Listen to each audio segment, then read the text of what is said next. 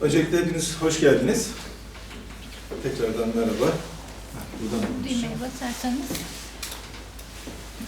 Şimdi açıldı herhalde. Evet. Biraz yaklaştırabilir misiniz? Tamam. Tamam da bir şey. Hoş geldiniz. Tekrardan merhaba. Bugün Bülent Hoca ile birlikteyiz. Aslında daha önce birinci kitabı da burada sohbet konusu olmuştu.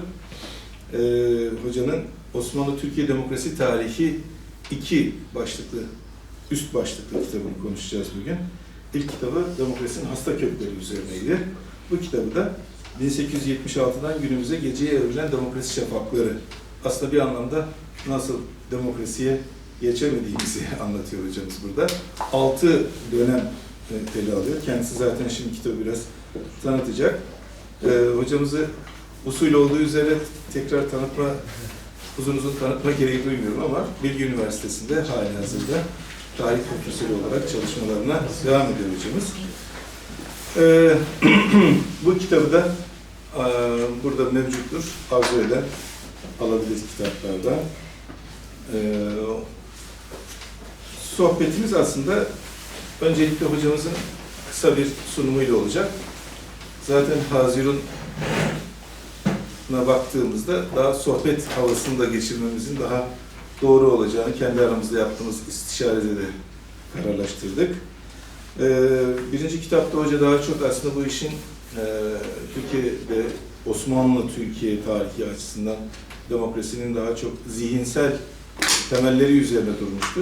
Burada da daha olgusal, tarihsel dönemler açısından ele almış. 6 dönemi ve bunlarla bağlantılı olarak 6 handikapı nasıl bunların demokrasi şafaklarının nasıl karanlığa evrildiğini anlatıyor bize. Kısaca bir dinleyelim hocayı isterim. Ondan sonra da zaten sorularımız var. Sizin de sorularınız olacaktır. Karşılıklı tartışırız diye düşünüyorum. Buyurun hocam. Çok teşekkürler. İsmail Beşikçi Vakfı'na da çok teşekkürler. Bu aslında bazen ikinci kitap diyoruz, bazen ikinci cilt diyoruz. Bir kitabın 2 ayrı cildi. Dolayısıyla burada birinci cildi, bu kapalı mı? Şimdi Evet, şimdi aç. Şimdi başlamamı beklemiyorsun inşallah. Ama teşekkürlerimi yine mikrofona da edeyim. İsmail Beşikçi Vakfı'na, sevgili değerli Namık meslektaşıma, arkadaşıma. Şimdi burada biz birinci cildi tartışırken de hani Alişan arkadaşımız moderatör olarak değil, tartışmacı olarak bulunuyordu. Kitabı okuyan, bilen ve bu konunun çalışanı, meslektaşım olarak katkı sundu. Aynı şeyi Namık Hoca ile konuştuk. Dolayısıyla burada bizim kendi aramızda bir sohbet, tartışma ve bu size yansıdığı kadarı sizden gelecek soru ve katkılarla inşallah genişler. O yüzden kısa tutmaya çalışacağım. Aranızda beni tanıyanlar buna inanmayabilirler. Çünkü kısa deyip de başaramadığımı gördüler ama son birkaç şeyde başardım Namık Hocam. Ne güzel. Yani bir 5 dakika, 10 dakika ancak şey oldu, taştım. Şimdi şunu söyleyeyim, her şeyden önce hatırlatmak için bir kitap 2 cilt diyorum. Çıkış noktam aslında bugün her an en makro düzeyde rejim olarak, kurumlar düzeyinde, siyaset dediğimizde ilk aklına gelen alanda olduğu kadar günlük yaşamda da, sendikada, dernekte, vakıfta, üniversitede, şirketlerde, ailede aslında bu demokrasi denilen mefhumun kendisinin adının, isminin bulunduğu ama kendisinin bulunmadığı gibi bir gözlemden yola çıkarak yazdım ben bunu. Bir ara akademik bir çalışma. Dolayısıyla da hani 10 yıllara dayalı değişik ülkelerde değişik derslere dayalı olarak yazdıklarıma, daha spesifik konularla ilgili yazdıklarıma dayalı olarak ortaya çıktı. Ama nihai olarak daha böyle bu konudaki yani niye böyle bu ülkeye baktığımda benim çevremde beraber demokrasi mücadelesi verdiğimizi söylediğimiz demokrasi istediğimiz, söylediğimiz kişi ve kurumlar da dahil olmak üzere aslında hal ve tavırlarında demokrasi niye işlemiyor aslında gibi bir şey. Bu benim için hani zihniyet tabii ki odaklı bir çalışmaya götürdü beni. Namık Hoca'nın da dediği gibi birinci ciltte aslında o kendinden birinci cilt oldu. O tek kitabın ilk 5-6 bölümü oldukça kendi başına ayrı bir cilt olduğu ortaya çıkınca evet, meslektaşlardan aldığım geri dönüşler sonrası bunun ayrı yayınlanması gibi bir sonuç ortaya çıktı. Orada zihniyet tarihi çalışırken aslında ben 1876 öncesi Osmanlı aydınları odaklı hem işte sonuçta bir modernleşme sürecinden bahsediyoruz. O modernleşme sürecinin önderleri, elitleri olan devlet erkanı açısından hem onlara muhalefet olarak ortaya çıkan ilk sivil aydın kuşağı, genç Osmanlılar ve onları takip eden Jön Türkler ve onları takip eden Kemalistlerden yola çıkarak bu şeyin günümüzdeki bu hastalık adını verdiğim sorunların köklerinin, kaynaklarının orada olduğunu göstermeye, görmeye çalıştım. Bu ciltte ise 1876'dan günümüze diyoruz ve gece evrilen demokrasi şafakları diyoruz. Kısaca açmak gerekiyor. Niye 1876'dan sonra? Şimdi demokrasi deyince yani herhalde hakkında en çok yazılmış, çizilmiş, tartışılmış, devasa literatür üretilmiş, uzmanlık alanı demokrasi çalışmaları olan siyaset bilimciler için bile mevcut literatürü tüketmek mümkün olmayacak bir külliyat ortaya çıkmış bir alanda. Benim hani öyle bir cürette bulunup da bunu tartışılacak şeyim yok. Tüketici bir yapacak durumum yok. Ama ben kitapta bir bölümü demokrasiden anlaşılabilecekler, anlaşılanlar, farklı demokrasi okumaları, anlayışları. Biraz da bu biraz savunmacı bir şekilde yazdım. Daha önce konuşmuştuk, bilmiyorum bunu Namık Hocam, ama biraz böyle prensip bir refleksle gelecek eleştirilerden yola çıkarak şöyle ki bu kitapta ben 76 sonrasını konuşurken oldukça dar anlamda demokrasi tanımı üzerinden gittim. Kimisinin liberal demokrasi dediği, kimisinin burjuva demokrasi dediği, kimisinin parlamenter demokrasi dediği. O bölümü biraz gibi, yani Namık Dinç sen bunu okuyacaksın, diyeceksin ki hocam bu mudur demokrasi diyeceksin. Ben de Namık Hocam biliyorum diye önden geldi de böyle şeyler zaten. Biraz evet arkadaşlar, demokrasi en katılımcı haliyle, en doğrudan haliyle bin bir şekilde tanımlanıyor. Eğer ideal bir demokrasiden bahsediyorsak o anlamda dünya tarihinde herhangi bir demokrasi olmuş mu diye tartışma da yapılabilir. Ama isterseniz soru cevap sürecinde bütün bu okumalardan yola çıkarak kendi demokrasi tanımım var. Ama bu kitap bizim günlük konuşmalarımızda ya da dünyada moda olduğu şimdi demokrasi endeksleri yapılıyor. O endekslere baktığımda karşımıza çıkan kriterlerden yola çıkan oldukça dar anlamda bir demokrasi anlayışı ve rejim odaklı, günlük yaşam dolaylı olarak kapsanıyor. Öyle olduğu için de aslında karar süreçlerine katılım odaklı olan mesele benim kendi tanımımda ve buradan doğrudan temsiliyet fark etmez meclisler ortaya çıkıyor. Ve bu anlamda Osmanlı'da meclislerin tarihi çok da eski olmakla birlikte emperyal düzeyde, yani tırnak içerisinde ulusal düzeyde ilk meclis, parlamento 1876'da açıldığı için ve demokrasinin olmazsa olmazı olan hukuk devleti, modern hukuk devletinin gereği olarak da anayasa da 1876'da, meclis 1877'nin başında açıldığı için zaten bu dönemin tarih yazımında da konvansiyonel bir şey var, adlandırma var, herkesin kabul ettiği birinci meşrutiyet dönemi. Dolayısıyla aslında tekrar söylüyorum, dar anlamda ben anayasal düzen, parlamenter rejim, çok partili, tek partili, bunun içerisinde tabii ki ifade özgürlüğünden kuvvetler ayrımına kadar kriterler üzerinden giderek 1876'dan günümüze bu coğrafyada demokrasinin serüvenine bakmayı deniyorum. Aslında açıkçası ben hani şöyle bir şey olsaydı, yıllarca verdiğim derslerden, bu tartışmalardan ortaya çıkan şey, oturup da bu tarihi bir okuyucuyla paylaşayım, adeta ders kitabından hallice, popüler bir şey yazayım desem, böyle bir çalışma ortaya çıkmazdı. Nitekim kısaca söyleyeyim, bu bütün bu döneme baktığımızda neredeyse 150 yıllık bir süreçten bahsediyorum. 76, 1876, 2026 Anayasa'nın 150. yılını da kaydedersen kendi programlarında da akademide de çok iş düşüyor. 150. yılı diyorsun. Evet, etkinlikler. Millet seviyor ya, Evet. yıl dönümlerini. Böyle etkinlik olmadı gördüğüm kadarıyla. Yok, daha olacak işte. Olacak, ha. 26'ya girdik ya. Çünkü Aralık'ta şey oluyor. Bir de burası Orta Doğu, Türkiye. 2 yıl önce konuşmaya başlanır. 3 hafta önce organizasyona başlanır. Şimdi bile, yani söylemek bile erken birçok kurum için. Eminim Anayasa Mahkemesi'nden üniversitelere kadar çok kişi konuşuyordur bunları şimdi. Yani 150. yıl geldi diye.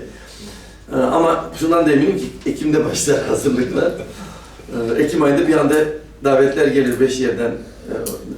Şimdi 1876 böyle bir dönüm noktası. O benim şeyimi de gösteriyor. Ne kadar liberal, parlamenter demokrasi dar anlamıyla meseleyi tartışacağımı da. Böyle baktığım zaman ben demokrasi tarihi anlatmaya çalışsam, ki böyle çalışmalar var, bize şöyle bir hikaye çıkıyor karşımıza. Ders kitaplarınızda da dolaylı olarak öyle oluyor. Herhangi bir popüler çalışmada da, herhangi bir izlediğiniz belgesel, televizyonda da bir demokratikleşme süreci var. Bu süreçte arada kesintiler var. Genellikle de darbelerle bu kesintiler işaretleniyor. Benim bir tarihçi olarak dönemi analiz ederken gördüğüm şey bunun aslında tam tersinin olduğu. O yüzden de ters yüz etmek diyorum. Ya da son zamanlarda kullandığım metaforla aslında zebranın üzerindeki çizgiler, beyaz üzerine siyah çizgi yok aslında. Siyah zebra. Zebra siyah, onun üzerine beyaz çizgiler var aslında. Yani biraz önce Namık Hoca da söyledi, asıl olan izlek aslında demokrasi eksikliği, demokrasizlik. Bu demokrasiz coğrafyaya demokrasi gelme ihtimalleri, umutları dönem dönem ortaya çıkıyor. Bunlara ben demokrasiyi gündüz olarak görüyorsak, o gündüzü getiren olgular olarak şafaklar diyorum. Ama her seferinde bu ihtimallerin, umutların akamete uğradığını ve bir süre sonra yeniden karanlığa, geceye dönüldüğünü söylüyorum. Hikayesi, dolayısıyla bu coğrafyanın hikayesi demokratikleşme tarihi değil, gayri demokratik bir coğrafyada demokrasinin dönem dönem bir ihtimal olarak, bir umut olarak, şafak olarak ortaya çıkma ihtimali. Bunları açarız. Ama önce şeyi söyleyeyim. Hangi şafaklardan bahsediyorum? Tarihte kaç kere, ne zaman bu umut, bu ihtimal ortaya çıktı? Birincinin adını koydum. 1876. Tahmin edebileceğiniz gibi tarihçi olarak yaklaştırdığınız zaman merceği, o dönüm noktası olan şeyde bile hani bir yıl yetmiyor. Neyi alalım işte, dedim işte 23 Aralık meclisin açılması mı, Abdülhamit'in Eylül 1 Eylül'de tahta geçip de onun sözünü vermesi mi, Anayasa Komisyonu'nun kurulması mı, 30 Mayıs darbesiyle Abdülaziz'in tahttan indirilmesi mi? Çünkü tarihçiler geriye dönüp oradan başlatıyor. Mesela o biraz da geriden dönüşlü okuyarak. O yüzden bunları yeri geldiği zaman sizden sorular gelirse teker teker açarız. Ama birinci meşrutiyet adı üstünde demokrasi şafağı normal konvansiyonel ana akım tarihte de anlatıldığı üzere 1878'de, yani anayasanın rafa kaldırıldığı, iptal edilmesi değil, rafa kaldırılması, meclisin tatil ilan edildiği 1878 Şubat'ında, eğer o dönemde yaşayan demokrat, özgürlükçü, liberal bir aydınsanız ya bu olmadı yine. Diyeceksiniz ki bunun tartışacak çok şey yok çünkü siz bakmayın son 20-30 yılda Hamit güzellemeleri, Abdülhamit güzellemeleri falan yapılıyor ama ikinci meşrutiyet Müslüman aydınların, İslamcıların dahil olduğu çok bariz bir istibdat anlatısı vardır. Hamit rejiminin despotizmi, Hamid'in müstebitliği konusunda bir konsensüs vardır. O anlamda bir karanlık şeye dönülmüş oluyor. Geriye dönülmüş oluyor. Bu çok önemli. Bir sonraki şafak ne zaman söküyor sizce? 78'de yeniden geceye döndük. 1908. 30 yıl sonra. Bu da genelde tartışmasız kabul edilen bir şey. Bir de şeyle de örtüşen, bu dönemlendirme genel siyasi tarihle de örtüşüyor. O da zaten adı üstünde, ikinci meşrutiyetin başlangıcı. Ama biz buradan gidersek, bu konvansiyonel dönemlendirmeden gidecek olursak, ikinci meşrutiyeti biliyorsunuz 1918'de bitirmek mümkün. Kimisine göre 1920'de meclisin kapatılmasıyla Mart'ta bitirebiliriz. Ama önemli olan 1918'e kadar kesinlikle ikinci meşrutiyet söz konusu. İşte Goloğlu diğerine üçüncü meşrutiyet bile diyecek. Ama demokrasi şafakları tarihinde bir örtüşme yok. 1908'de başlayan umut, ihtimal, şafak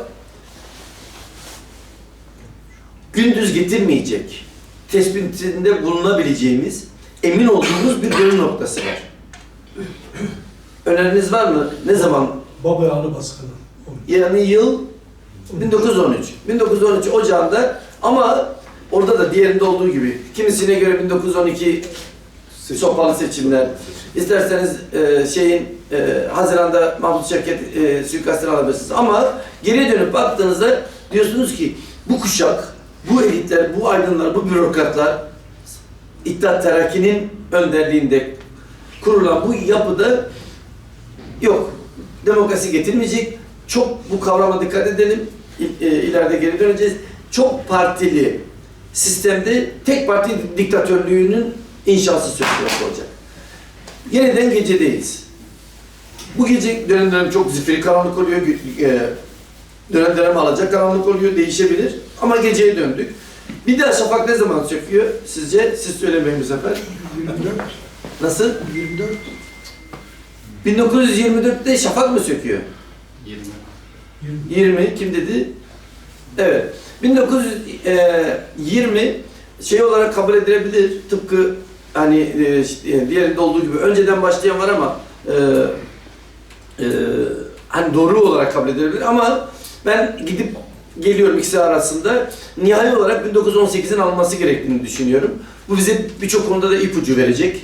Sonraki demokrasi şafaklarını konuşurken de Birinci Dünya Savaşı'nın bitmesinin yarattığı erk tekelinin, şiddet tekelinin gevşemesi, değişik o demokrasinin önemli bir unsur olan demosun, toplumun değişik kesimlerinin kendi kaderleriyle ilgili söz hakkı olmaya, söz hakkı edinmeye, kendi kaderlerini belirleme girişiminde bulunmaya başladıkları bir dönem var. Bülent Tanör'ün kongre iktidarları dediğim 1918-20 arası. 1920 evet yine kabul edilebilir çünkü bir meclis var karşımızda. Bu meclis soykırım sonrası 1915 Ermeni soykırımı ama buna eşlik eden bütün gayrimüslimlerin tasfiyesi sonrası artık iyice marjinal unsur haline gelmiş bir coğrafyada meclis Müslümanlardan oluşuyor ama her şeye rağmen 1920 meclisi bugün de geriye bakıldığında ki kimisi biraz fazla romantize ederek, abartarak yapmakla birlikte doğruluk payı yüksek bir şekilde aslında çok sesliliğin olduğu, farklı toplumsal kesitlerin kendi çıkarları için orada karar süreçlerine etkide bulunmaya çalıştıkları bir meclis var. 1921 Anayasası bu da çok yüceltiliyor. Bir dönem hatta bu son zamanlarda şey bile yapıldı. Böyle hani alternatif anayasa gibi. O anayasa ek anayasa 20 maddelik böyle 23 maddelik bir anayasa ama ona demokratik özellikle yerinden yerel yönetim alanında önemli özellikler atfedildiğine göre bir umut. Ben demokrasi geldi demiyorum, şafak geldi diyorum. Bu demokrasi olacak mı olmayacak mı bu en sondaki tartışmamıza işe yarayacak. Ve sanırım biraz hızlandırmam gerekiyor. Şafakları bitirip asıl başka şeye geçmemiz gerekiyor. Evet, Çünkü şafak- konuşma başlığı. Her şafak kendi işinde uzun uzun konuşulabilir. Evet. O yüzden ben çabucak geçeyim. 1918'de ya da 20'de başlayan şafak ne zaman bitiyor sizce? 24. 24 değil maalesef. Geç olur 24 olsa. Meclis, 23. İkinci meclis. Lozan imzalanması zaten. Lozan'ın imzalaması sırasında hala mecliste ikinci grubun sağlam muhalefeti var. Toplumun değişik kesimleri, onları anlatacağım daha sonra. O tasfiye süreçlerine rağmen, ama asıl şöyle söyleyeyim, biz 29 Ekim 1923 bir şeyin ilanıdır. O ilan adı Cumhuriyet değil, Cumhur Reisliğidir. Hani reisliği biliyorsunuz, bugünkü reislik yani reislik rejimi inşa ediliyor. Çünkü zaten o sırada Mustafa Kemal basına da açıklıyor zaten. Ya bizde zaten Cumhuriyet var diyor. Adını değiştiriyoruz. Adını değiştirirken aslında reislik oluyor. Ha bu arada bu da birçok tarihçiye göre yeni değil. Çünkü 1900 Sakarya'dan beri, 1922'den beri mecliste zaten diktatörlük tartışmaları yapılıyor. Bizzat mebuslar tarafından Mustafa Kemal defalarca diktatörlükle itham ediliyor, diktatörlük inşasıyla itham ediliyor ve 1923-29 Ekim'i belki de doruk noktası, ama geriye gidilecekse bence Nisan, meclisin kendisini feshedip seçimlere gitmesi, Nisan 23. 22 Kasım'ın, 1922 Kasım'da saltanatın ilgasına yol açan Lozan'a çağrılma gibi şey. Lozan 23 Temmuz'u bence uluslararası bu geceye evrileceği belli olan rejimin uluslararası konjonktür tarafından da Sovyetler zaten bir blok olarak buna razı olmuş. Batı rejiminin de çoktan razı olduğu, soykırım da dahil olmak üzere Mustafa Kemal'in çevresinin, Kemalist elitlerin kurmak istediği otoriter rejimi onay vermişler çoktan. Bunları yakından görmek mümkün o dönem okumalarıyla, ama Lozan benim için bunun ilanıdır. İşte Kürtlerin oradaki kendi kaderinin tayin hakkından herhangi bir siyasi partinin hani olmazsa olmazı ya güya Batı'nın değerlerinden biri, yanı sıra var olup olmamasına kadar Batı bu mıntıka sizin dediği, taşeron olarak teslim ettiği bir dönem. Yine fazla zaman ayırıyorum her şafağa. 23'te bence karanlıklığa geri dönüldü. Bir daha, ya bu karanlık yırtılacak herhalde. Bir daha gündüzü getirme ihtimali ne zaman doğuyor? Hiçbir şey. Doğuyor. Çok bariz bir şekilde doğuyor bu. Bunu yani birazcık o dönemi okursanız görürsünüz. 46'dır. Bu tabii çarpıcı. Bunların hepsi çarpıcı arkadaşlar. 46 ne demek biliyor musunuz? İki anlama geliyor bir kere. Bunları konuşuyoruz. Yine bir dünya savaşı sonrası. Birinci Dünya Savaşı sonrası olduğu kadar paradigmatik değişim yapmasa da bir dünya düzeninde niceliksel değişim. Birincisi de niteliksel değişim. Yeni bir dünya düzeni inşa edilmişti. İkincisi de 46 sonrasında olan adı ne?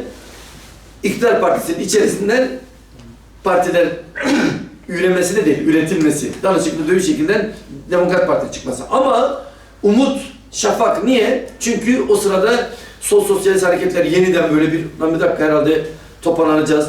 Liberal, tek parti döneminin mağdurları, toplumsal kesitler de öyle. Orada 25 yıldır, yani daha 20 yıl diyelim çünkü 50'de 25 yıldır diyeceğiz. 20 yıldır büyük baskı altında olan Müslümanlar, Ankara'nın dayattığı o Diyanet üzerinden devletin dayattığı İslamcı politikalara karşı ötekileştirilmiş, periferiye itilmiş olan kitleler yeniden bir dakika biz herhalde merkeze, karar süreçlerine katılabileceğiz umudunun doğduğu bir 4 yıl var. 50 bunun doğruğudur. Hükümet değişiyor diye genellikle 50 diye alınır, ama demokrasi tarihi açısından bence aynı şey gibi yani 1918-20 ikisi de geçerlidir dediğim gibi. Bu ne zaman bitiyor arkadaşlar? 46 sonrası dönüşüm, 50'de doğruğa çıkan şey ne zaman? Ya bu demokrasi deneyimi de demokrasiyi getirmeyecek, geceye yine evrilmeyeceğiz. Ne zaman deriz? 27 Mayıs. Hayır. 54. 54 seçimden daha 4 yıl sonra, ki onun içerisinde Hürriyet Partisi çıkacak, muhalefet partileri çıkacak. 54 ile 60 arasında, özellikle 58 sonrasında şimdiki muhalefet partisine yapılanın aynısı ana muhalefet partisinde yapılacak, ama yani o dönemde yaşayan siz liberal, demokrat bir insansanız ve ya da tarihçi olarak dönem metinleri okursanız görüyorsunuz ki yok. Bu sefer de olmadı. Bu geceden bir daha yeniden bir demokrasi umudu şafağı ne zaman doğacak? 60. Bu sefer dikkat edin. Darbeden sonra oluyor. Bunlara dikkat etmek lazım. Ben bunu başka yerlerde gündeme gelince aklıma geliyor ama söylemiyorum ama söyleyeyim. Bana bu gençliğimin hiç bilir misin bilmiyorum tartışması vardı. Mao Zedong tartışması. O kadar geçti. Zavallı, Mao'dan hatırlamıyorsundur, okumuşsundur. Tartışmaya yetişmişsindir belki de. Çünkü adamcağızın tespiti var. Yani hatta Batı'ya karşı bir dünya savaşı daha koparırsanız dünya sosyalist bloku daha da büyür. Her dünya savaşı sosyalist bloku büyüttüğü gibi bir tespit. Oradan neden sonuç ilişkisi kurup eleştiriliyordu. O duruma düşmek istemiyorum. Savaştan sonradır, evet darbeden sonradır ama darbe demokrasi şafağı söktürmüştür. Savaş söktürmüştür demiyorum. Bu bugünü de ilgilendiriyor. En sona tartışacağımız şimdiki çözüm sürecinde ilgili konuşacağız. Bir ortam şafak söktürebilir. İstemeden gerekli, dediğim gibi şiddet tekelindeki zayıflama bunu yaratabilir. 60'tan sonra gelen onu çabucak geçmek zorunda bir nedeni de en uzun, en çok tartışmamız gereken bir şey. Benim kitabımdaki bence en zayıf, en çok da eleştirim aldığım hakkını veremek için uzun bir şafaktan bahsediyorum. O yüzden bazen de demokrasi baharı diyorum. 1960'da başlayan 61 anayasası, ondan sonra söylemeye gerek yok yaşananlara. İnişli çıkışlı zikzaklar, özellikle 12 Mart darbesinden sonra ya bu olmadı herhalde dediğimiz halde yeniden hayır toplumsal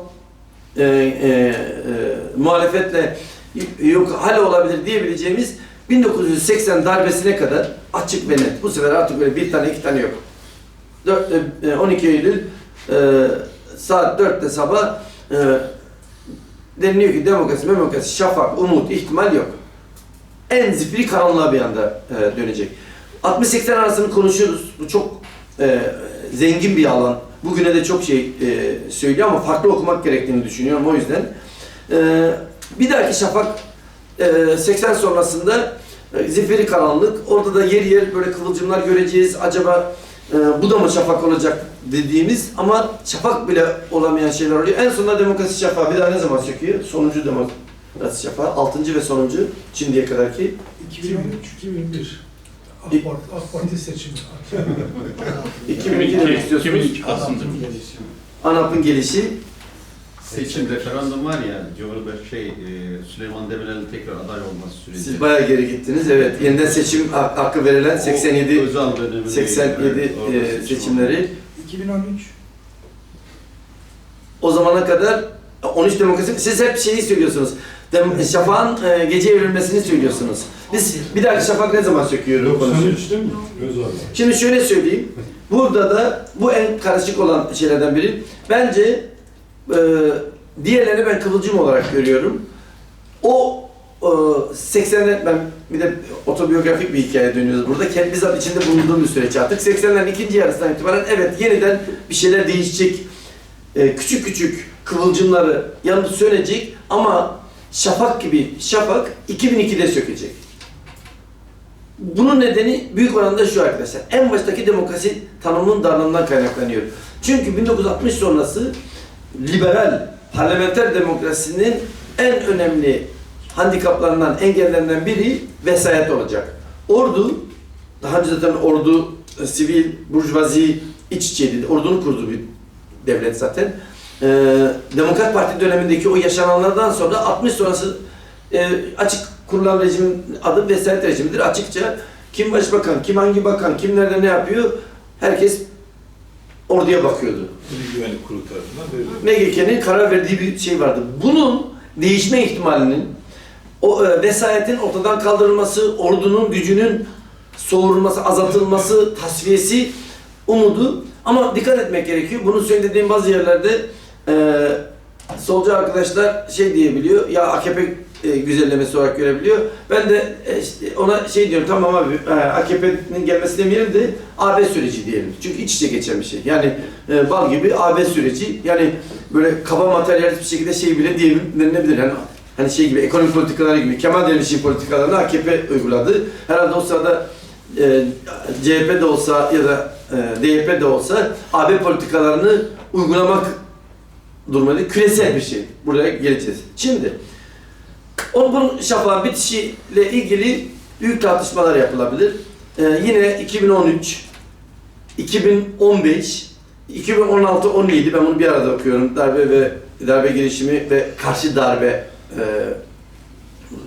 AKP'nin karşı darbesi ve 2017'deki başkanlık sistemine geçiş. Ama bu öyle bir konu ki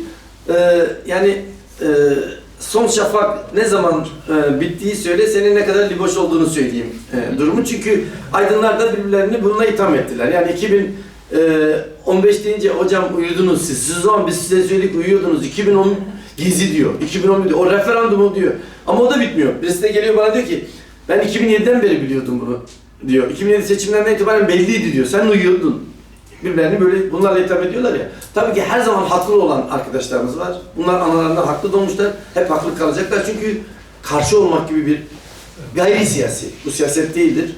Neredeyse dediğim şey. Onlar ben zaten AKP'den bekleyenlere şaşırıyorum. Gelmez ki zaten.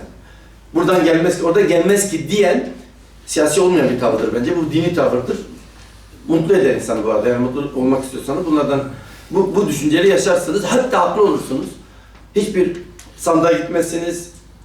Demokratik hiçbir şey yapmazsınız. Ama o haklınızda ağaç kavuğunda mı?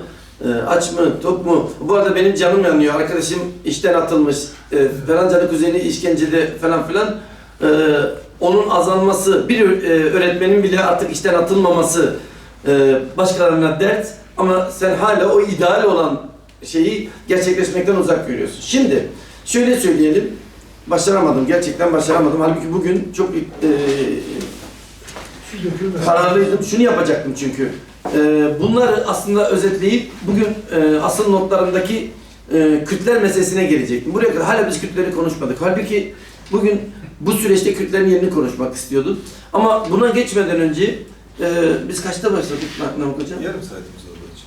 Yarım saat yaptık mı biz? Yani ben kendi asıl girişi bile yarım saat yapamadım. Biraz daha süre veriyoruz. Şunu söyleyelim. Bence bu kitap bu anlattığım dönemlendirme üzerinden kurgulanmamış. Kitap bölümleri her biri bir döneme ayrılarak yazılmamış.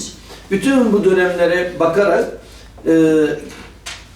tespit ettiğim, gözlemlediğim 6 önemli mesele var. Bunların her birine, bu meselenin her birine bir bölüm ayırıyorum. Yani her bölümde tutup bu bölümü, evet, o 6 dönemi başından sonuna, bir tanesinde sonundan başına doğru gidiyorum ama 6 dönemi başından sonuna kadar tartışıyorum. O tespitimin, gözleminin, çünkü farklı oranlarda geçerli, ne kadar geçerli olduğunu göstermek için. Biri, aslında bu demokratikleşme tarihinde ya da demokratikleşmeme tarihinde darbelerin yerini bir daha düşünmemiz, bir daha kavramsallaştırmamız, farklı şekilde tartışmamız gerektiğini söylüyorum ki bunu ima ettim burada. Yani darbe, ihtilal, devrim arasındaki şeyin bile o kadar net olmadığı, işimize yaramadığı, böyle hele özellikle son dönemlerde Müslüman aydınların demokratlığı darbe karşıtlığıyla özdeşleştirmesi. Neredeyse eğer darbeye karşıysanız demokratsınız, başka kriteriniz yokmuş gibi davranmaya başlaması ya da darbeyi askeri darbeyle özdeşleştirmeleri gibi şeylerden dolayı iyice vahim oldu. Ama bundan bağımsız olarak ben darbeyi bir daha konuşmak gerekiyor. 6 dönemde darbeye bakıyorum. 6 dönemde meşhur dış güçler, emperyalizm dayatması, anti-emperyalizm olgusuna bakıyorum ve bu benim yani doktora yıllarından beri zaten sürekli üzerinde çalıştığım, aralıksız üzerinde çalıştığım bir konu. Kurtuluş Savaşı'ndan itibaren tek cümleyle şunu söyleyeyim. Bu ülkede siyasi yelpazenin en sağından en soluna bu kadar paylaşılan başka bir olgu, iddia bilmiyorum. Anti-emperyalizm. Herkes anti-emperyalizm maşallah. Zaten bu bile kendi başına burada bir sorun olduğunu gösteriyor bana. Herkesin anti-emperyalist olduğunu iddia ettiği bir yerde o kavramla ilgili bir sorun var diye ve bunun biraz önce söyledim işte Avrupa Birliği süreci sayesinde şafak sökebiliyor. 1946 sonrası şafak direkt Amerikan modeli olarak dünyada uygulanmaya çalışılan yeni dönemin ürünü. Bir başka önemli bir şey ki bu birinci kitabın bir bölümde burada yeniden tartışılması demek. Aslında demokratikleşme süreçlerinin önderlerinin, yani şafakları söktürenlerin kendilerinin demokrat olmadığı. Dolayısıyla demokratsız demokrasi tarihi anlattığımız, orada zihniyet meselesine giriyorum. Oradaki bu önderlerin, elitlerin, kurucuların entelektüel kısıtlılıklarından, zihniyet meselelerinden, yani hastalıklarından bahsediyorum. Dördüncüsü, tüm bu süreçlerde Demos'un yerine baktığım zaman gerçekten büyük bir şaşkınlıkla karşılaşıyorum. Demos'un esamesi ya okunmuyor, Demos'un olan bitenden haberi yok ya da umurunda değil. Ama Demos adına bir demokrasi mücadelesi var. Demos'un böyle olmadığı tek dönem, bir önce de söyledim, 1960-80 arası ayrı bir dönem.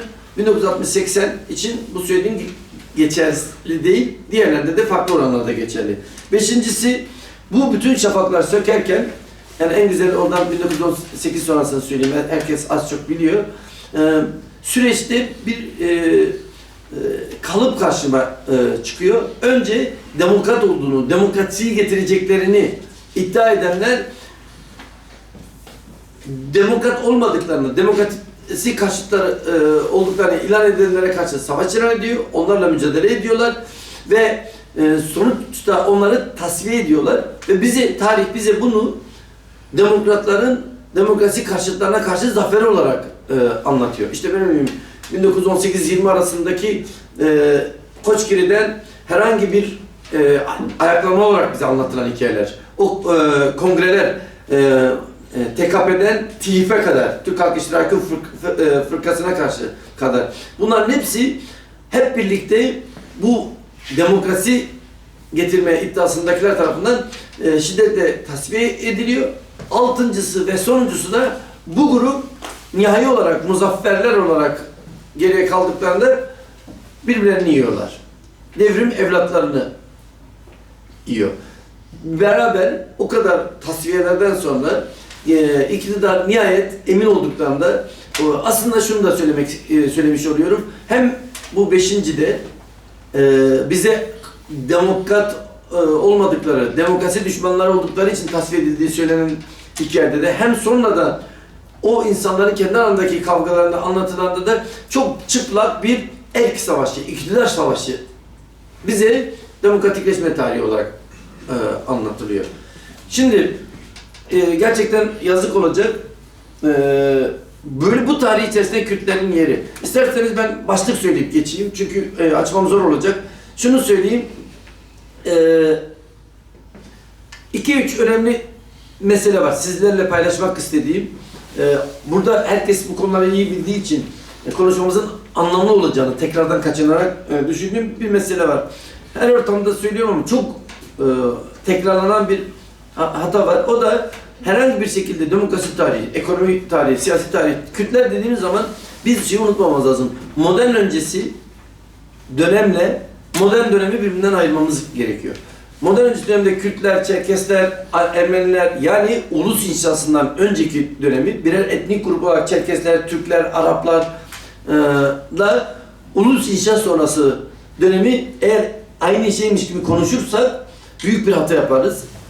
Dolayısıyla hikayemiz 1876'da başladığına göre bir kere bir etnik grup olarak Kürtlerin o zaman hakim kolektif kimlik olan inanç üzerine odaklı kolektif kimlikler içerisinde hakim durumda olan Müslümanlar olarak değerlendirilmesi gerekiyor. Biz 1876-78'i değerlendirirken orada birinci kitapta uzun uzun anlattığım kas sistemi inanç üzerine kurulu, etnik kimlik, etnosantrik ulus kimlikler üzerine kurulu değil. Kastın en üstünde Müslümanlar var, altta Ortodoks Rumlar var, onun altında Ermeni Ortodoks ya da Gregorian kilisesine mensup olanlar var, sonra Yahudiler.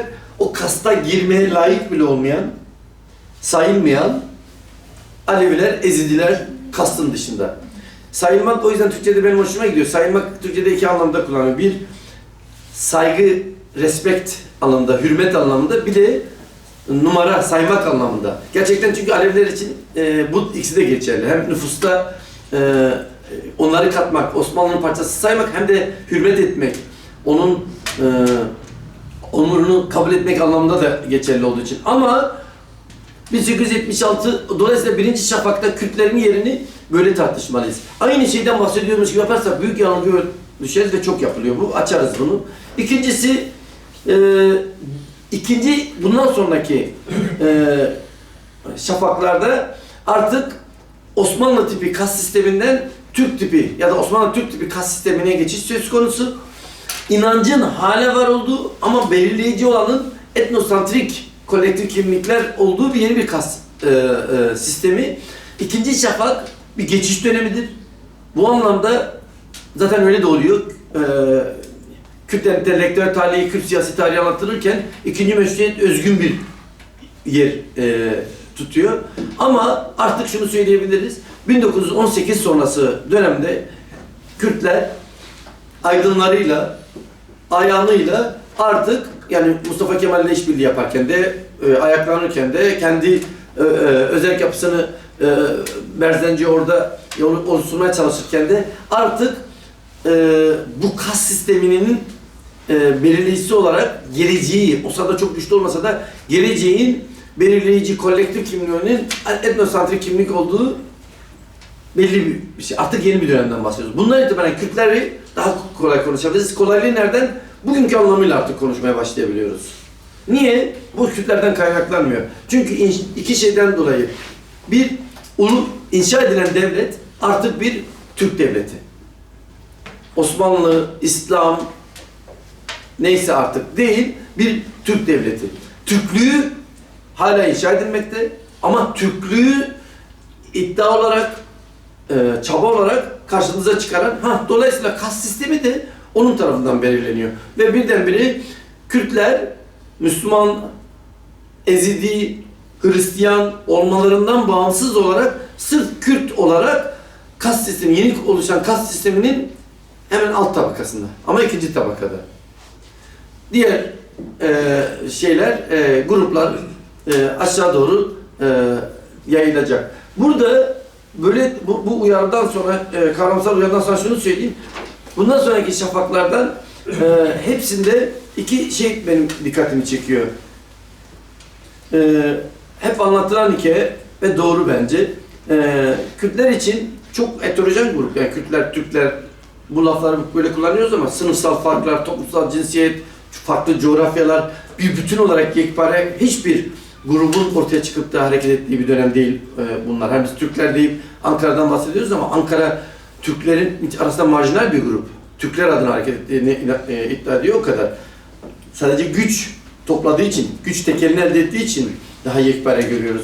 Böyle baktığımız zaman Kürtlerin aslında ilk olarak 1918-23 arasındaki dönemde o çok iyi bildiğimiz açık ve net bu demokrasi içerisinde bir taraftan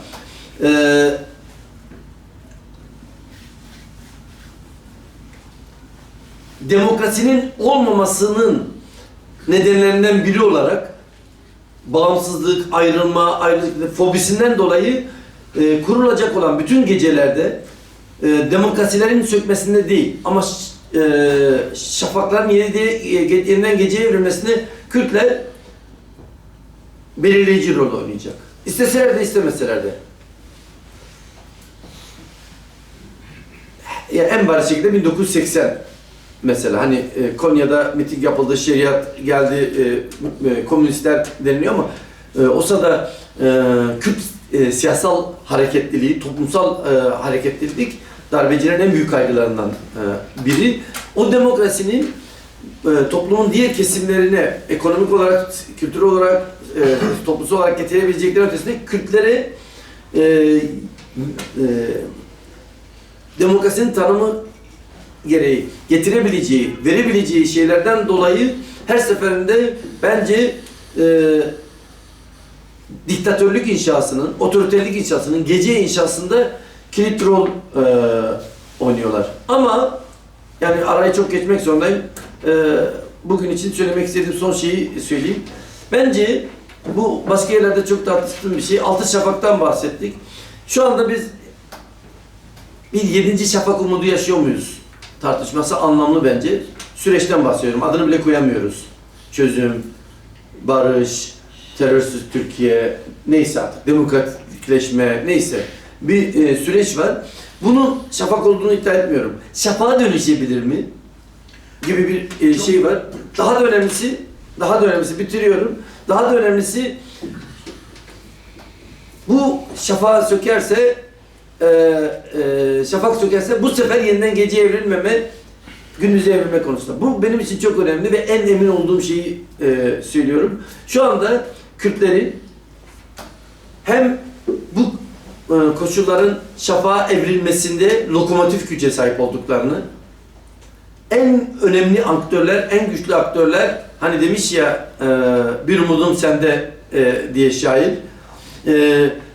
Türkiye'li bütün etnik grupların, toplumsal cinsiyetlerin, sınıfların bir umudum sende diye kabul etsinler etmesinler baktıkları bir şeyden bahsediyoruz. Ve daha da önemlisi, ben bu sürecini, barış süreci midir, çözüm süreci midir, olur mu olmayı ilkesi olarak tartışmayı reddediyorum. Hani benim işim değil diye.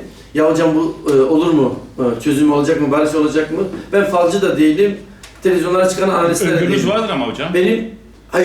Benim öngörüm var ama öngörüden daha önemli bir şey. İlkesi olarak önce şunu söyleyeyim, oldurmalıyız. Beni bu ilgilendiriyor. Diğeri bana lafazanlık gibi geliyor. Eğer bir sözüm varsa ilk sözüm oldurmalıyız. Çünkü bu bizim elimizde. Kim getirecek bize? Birilerinin bunun çözümü yapmasını, barışı yapmasını, demokrasi getirmesini istiyoruz. En büyük şey zaten apolitikleştiren, sizi kendi yaşamınızla ilgili, süreçle ilgili falcıya, gözlemciye, futbol analistine dönüştürmesi. Olur, olmaz, bence olmaz, bence olur değil. O olması için gereğin yapılması. Ama orada da şunu söyleyeyim, bence sadece siyasi arenada değil, Kürt hareketinin bugüne kadar ki başarılarından değil ki birinci rolü oynuyor bence. Bu sürecin yaşanmasının da bunun şafağa evrilmesi, eğer olası bir şey olursa gündüze evrilmesinde bir numara rolü oynuyor. Ama daha da önemli bir şey. Ben Kürtlerden bahsediyorum. Benim Kürt hareketinden bahsetmiyorum. Kürtler kendileri ne kadar farkında bilmiyorum ama bu Rojava çok iyi gösterdi. Artık onlar da farkına vardılar. Birer toplumsal hareket olarak, bir toplumsal hareket olarak, bir kültür hareketi olarak ve inanır mısınız şu anda entelektüel, düşünsel boyutta Türkiye'nin önünü açabilecek konumdalar. Yani ben bir akademisyen olarak herhangi bir alana döndüğümde müzikten toplumsal cinsiyet tartışmalarına, sınıf çelişkilerinden ekonomik, siyasi özgürlüklere kadar o Kürdistan'ın kendisinde ve Türkiye'deki Kürt aydınlarında, toplumlarında, örgütlerindeki bu dinamizmin ve bu ufkun, düşünsel olarak da bu ufkun başka yerde olmadığını görüyorum. Bunu da yanlış anlamayın. Son cümle, bu bir kendinize övgü diye anlaşılmaması lazım. Böbürlenmemek lazım. Bu Kürtlerin biraz başarısıysa asıl bir çölde yaşamamızla ilgili. Diğer bütün kesimler, özellikle 12 Eylül rejiminin yarattığı çölün içerisinde vizyon, ufuk, yeni arayış konusunda o kadar kötü sözcük kullanmak istemiyorum ama kötü durumdalar ki geri dönüş durumdalar ki bu ama tekrar söylüyorum bu bir gözlemdir. Son 10 yılın okumalarında bir hayat, bir gelişme, bir sıçrama aradığında orada görüyorum. Oldukça heterojen bir gruptan bahsediyorum. O yüzden rahatça Kürtler şeyini kullanabiliyorum. Kürt hareketi demiyorum, Kürt hareketleri demiyorum, Kürt partileri demiyorum. Bir bütün olarak Kürtler. Özel olarak soruyorsanız da yani daha dünkü bir şeyde söyledim. Evet yani siyasi hareket olarak söylüyorsanız şu anda bu hani olur mu olmaz mı öngörü diyorsanız ya ben oldurmalıyız diyorum ve illa ondan sonra söylüyorum artık. Evet olabilir diyorum ama bu niye olabilir? DEM Parti'nin mücadelesi sayesinde, Özgür Özel'in herkesi şaşırtan tepkileri sayesinde olursa olur. Ona katkı sunmak, onları aşmak üzerinden bizim yapmamız gerekenler var diye düşünüyorum. Kusura bakma uzadı. Teşekkür ediyoruz hocam. Sağ olasın. Evet, Şimdi ben biraz uzak durayım. Yumruk falan atarsan. yok, zaten zamanımızı bence daha ekonomik kullanmak adına biraz çok uzun tutmayacağım ben. Yani birlikte sorularla birlikte tartışsak sanki daha katılım için de daha iyi olur diye düşünüyorum ama kitabı okuyacaklar için baştan da söyleyeyim mesela içinde çok senin değinmediğin zaman sınırından dolayı yani teorik yönleri de var ve bunlar çok kıymetli olduğunu düşünüyorum. Özellikle demokrasi tartışması ve popülizm tartışması çok kıymetli bir yerde duruyor. Bence okuyacak olan arkadaşların özellikle bu kavramların Türkiye'de kullanılma biçimi, günlük yaşamda kullandığımız hallerine dair hoca çok bence kıymetli bir takım analizleri var orada. Çünkü Türkiye'de aslında bütün bu kavramlar da her şey çok fazla ters yüz olmuş vaziyette. Yani tarih de düşünelim şimdi sen de bu bir yerde değiniyorsun ya hocam yani aslında bu bilgilerin çoğu Evet. çoğu ortada, harca alem ortada Bunu dolaşıyor. söylediğin iyi oldu. Bunu söylediğin iyi oldu. Harca alem ortada. Yani ben tarihçi olarak gidip daha farklı kaynaklar kullanarak bunlara ulaşmadım. Aslında her mantıklı insan, böyle akıl yürütmesini bilen insanın okuduğu anılardan, okuduğu kitaplardan kolaylıkla çıkarabileceği bilgiler varken bakın Türkiye'de hala bu resmi tarih denilen şey öyle bir o kadar güçlü bir ideolojik bir araç haline gelmiş ki kime dokunsan hemen oradan fışkıracak, hemen oradan tepkiyle karşına çıkacak. Oysa yani Cumhuriyet'in ilanı sadece, yani ben uzatmak istemiyorum ben de ama Cumhuriyet'in ilanı hoca burada yine anlatıyor, detaylıca bakılabilir. Aslında Cumhuriyet'in ilanı bir darbe olarak değerlendirmek lazım. İç darbe. Evet. İç darbe, demokrasiye bir darbedir bu yani. Yani yapılış biçimini bile aslında Gayri hukuki yani. resmi tarihte de anlatır. Mustafa Kemal tamamen komplo ile yapar bunu yani. Hükümet krizi oluşturur, yapay bir kriz. O hükümet seçilemiyor, o zaman sistemi değiştirmek lazım der. İşte yarın Cumhuriyeti ilan ediyoruz, lafı oradan gelir. Sanki yarın Bir anayasada bir madde değişikliği ve o sırada da Ankara'nın en güçlü figürleri İstanbul'dayken yapıyor. Karabekir, Rauf Bey burada top atışlarını duyarak Rıfat Bey'le anlaşılan Cumhuriyet ilan edildi diyorlar. Şimdi tamamen darbedir. Dolayısıyla yani şimdi bizim de bunu okurken enteresan bir şekilde çok dar bir çevre olarak biz daha çok da Kürtlerin sorun ettiği bir mevzu haline gelmiş vaziyette. Yani Türkiye'de maalesef sol sosyalistleri de işin içine katacak. Kesinlikle. Az bir grubu dışında tutmak daha Özgürlükçü bir şey var evet. var ama onun dışında sol, kendine komünist vesaire diyen çevreler de aynı mantıkla hala meseleye bakıyor ki bu yani aslında demokrasisizliğin de en temel mevzularından birisi bu. Yeri geldiğinde, işine geldiğinde işte Demokrat Parti nasıl çıkıyor çok ilginçtir. O bir dergi kapağında vardır böyle. Bir 5 parmak duruyor. Yeter söz milletindir diyor şimdi. Yeri geldiğinde bunları kullanmasını çok iyi biliyorlar ama demokrasi mevzusunu tatbik etmeye geldiğinde, uygulamaya geldiğinde enteresan bir şekilde memlekette yani gerçekten demokrasiyi içine sindirmiş insan bulmakta da sorun. Bugünkü yaşadığımız bence en büyük sorun yine burada.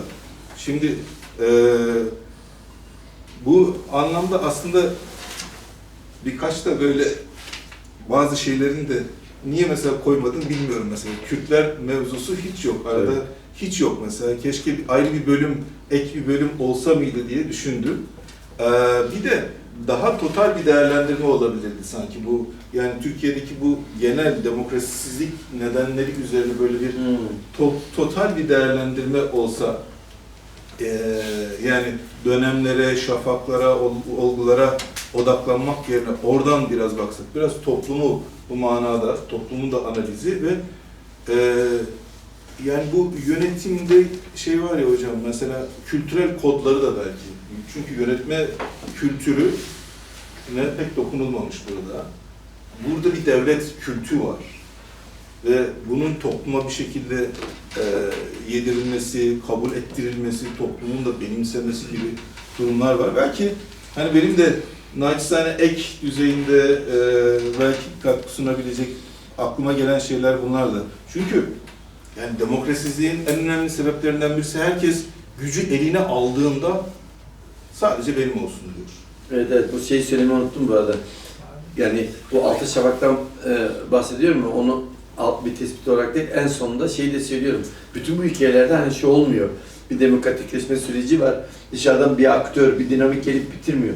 Bizzat o demokratikleşme sürecinin önderleri birer diktatöre dönüşüyor. Altısında da bu var. Evet. Yani bu işte benim yönetme kültürü dediğim mesele biraz bunlarla da ben bağlantı kurarak ifade etmek istedim. Çünkü çok bariz bir şekilde var. Ve bunun kaynağını düşündüğümde, bu yine kitap sayesinde, senin yazdıkların sayesinde düşündüğümde şöyle bir tespitte de vardım hocam. Yani aslında Türkiye Osmanlı'dan Cumhuriyet'e doğru giderken tek bir parti tarafından kuruluyor ve tek bir parti tarafından yönetiliyor. Aslında İttihat ve Terakki Partisi, Evet. İttihatçılık diyoruz ona. İttihatçılık, yani ama bu bir parti kültürü, parti yönetme biçimi, devlet yönetme biçimi haline de gelmiş. Yani unutmamak lazım.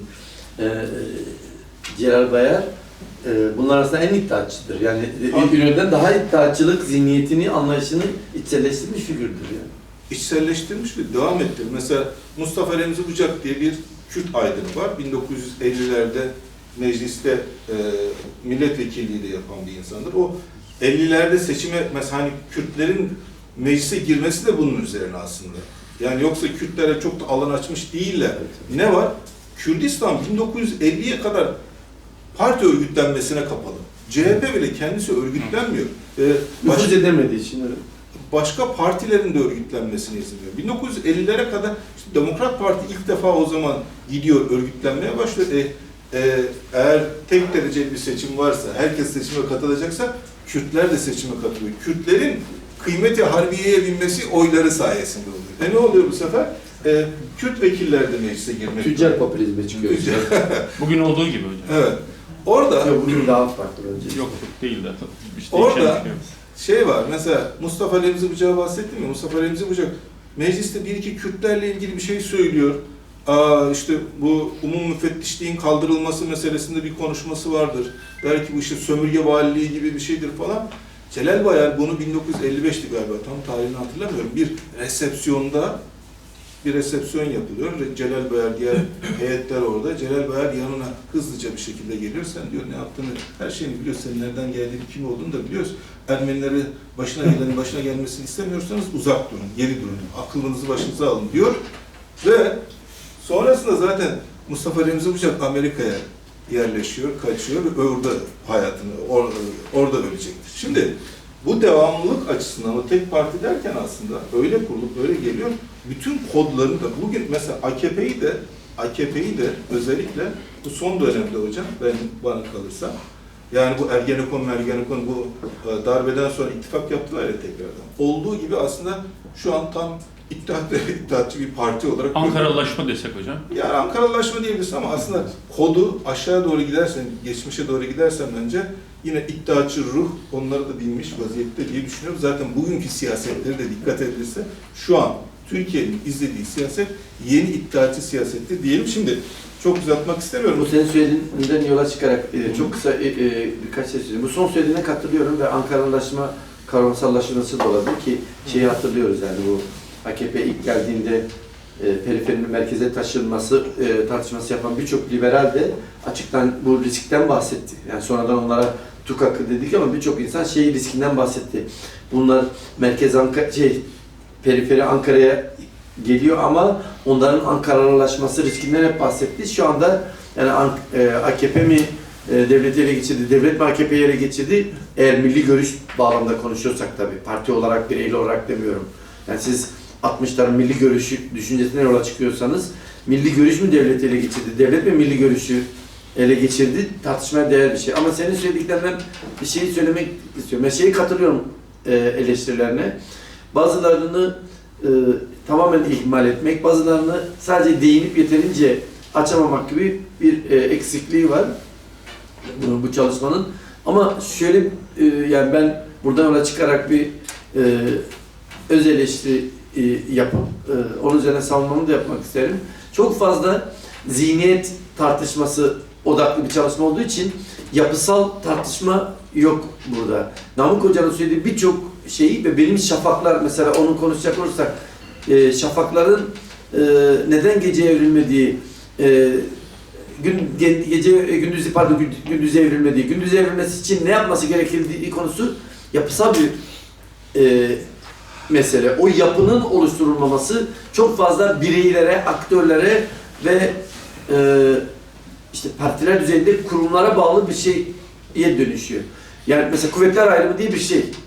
Bunun olmaması aslında o kuvvetler ayrımının herhangi bir aktör değiştiğinde gelip kendi lehine kullanması, yani kuvvetler birliğini kendi lehine kullanması gibi şeyler yaratıyor. Bunu bir öz eleştiri olarak söylüyorum ama zaten hem o birinci eleştiriyle ilgili oturup yani bu kitabı 2 katına 3 katına çıkararak yazılabilir. Hem de bu söylediğim daha mesela yine bir başka eleştiri toplumsal boyut eksik. Toplumsal hareketlilik taban diyelim. Yok burada çok yukarıyı, elitleri, makro düzeyde siyaseti tartışıyorum. Bunların hepsi kabulümdür. İnşallah daha genciz, ileride gideriz. Şimdi tabii asıl mevzumuz Kürtler mevzusu. Ben şeye katılıyorum. Yani 1876'da daha böyle Osmanlı şeyi üzerinden gitmek mümkün. Müslümanlık üzerinden gitmek mümkün. Aslında hala bir büyük imparatorluk şeyiyle gidiyor ama adım adım da aslında böyle daha İslamcı, alttan alta da Türkçü bir hali de var. Yani 1876 Anayasası ne diyor? Devletin dili Türkçedir diyor. Resmi dil Türkçe olarak koyacaktır gibi. Yani yine devletin dini İslam'dır diyecektir. Orada da gayrimüslimleri kapsayan bir şeyi yok. Adım adım bu yönlü bir gidişat var. Fakat imparatorluk hali var. Dolayısıyla Kürtler de bunun içerisinde ama 1908 ikinci meşrutiyeti tamamen katılıyorum. Kürtler için bir aslında geçiş dönemi, sahneye çıkma dönemi. Çünkü Kürt milliyetçiliği çok zayıf. Kabul etmek lazım ve Kürt milliyetçiliği ağırlıklı olarak İstanbul, Kahire ve benzeri yerlerde daha Kürdistan dışında diasporada bir yerde gelişmek. Ve marjinal, yani kitleselleşmekten çok uzak. Evet, kitleden uzak, daha çok böyle buralarda okumuş aydınların, işte daha çok da bu isyanlar sürecinde getirilip buralara yerleştirilmiş ailelerin evlatlarının geliştirdiği bir milliyetçilik var. Fakat yani 1918 bu manada aslında kırılma.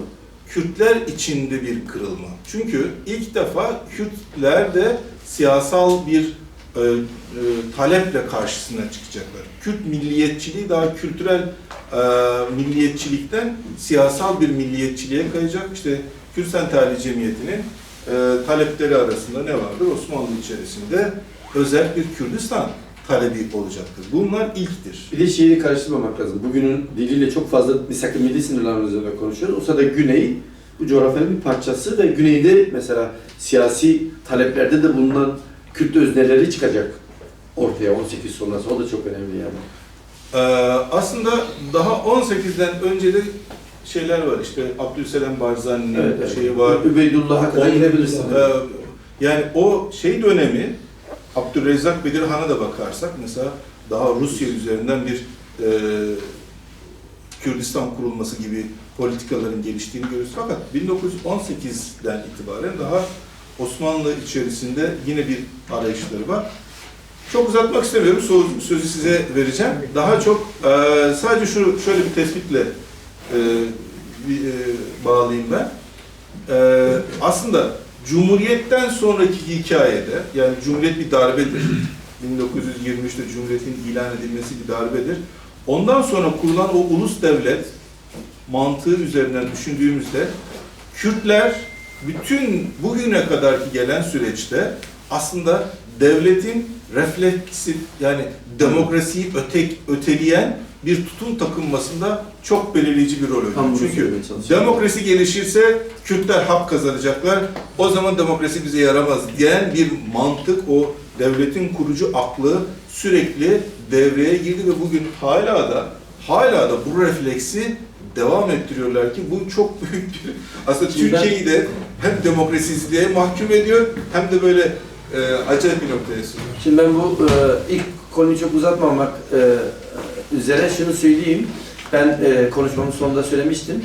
Bizim konumuz şu anda yani Kürt ulus inşaat süreci değil, Kürtlerin kendi tarihi değil, demokrasi tarihinde Kürtler olduğu için aslında şey üzerinden okumak iyi. En son sen de öyle bitirdin ya, ulus devlet diyor. Mesela imparatorluğun kurduğu devlette, o da bir modern devlet. Yeni bir Osmanlı ulus devleti inşası yaşandı 1820'ler sonrasında.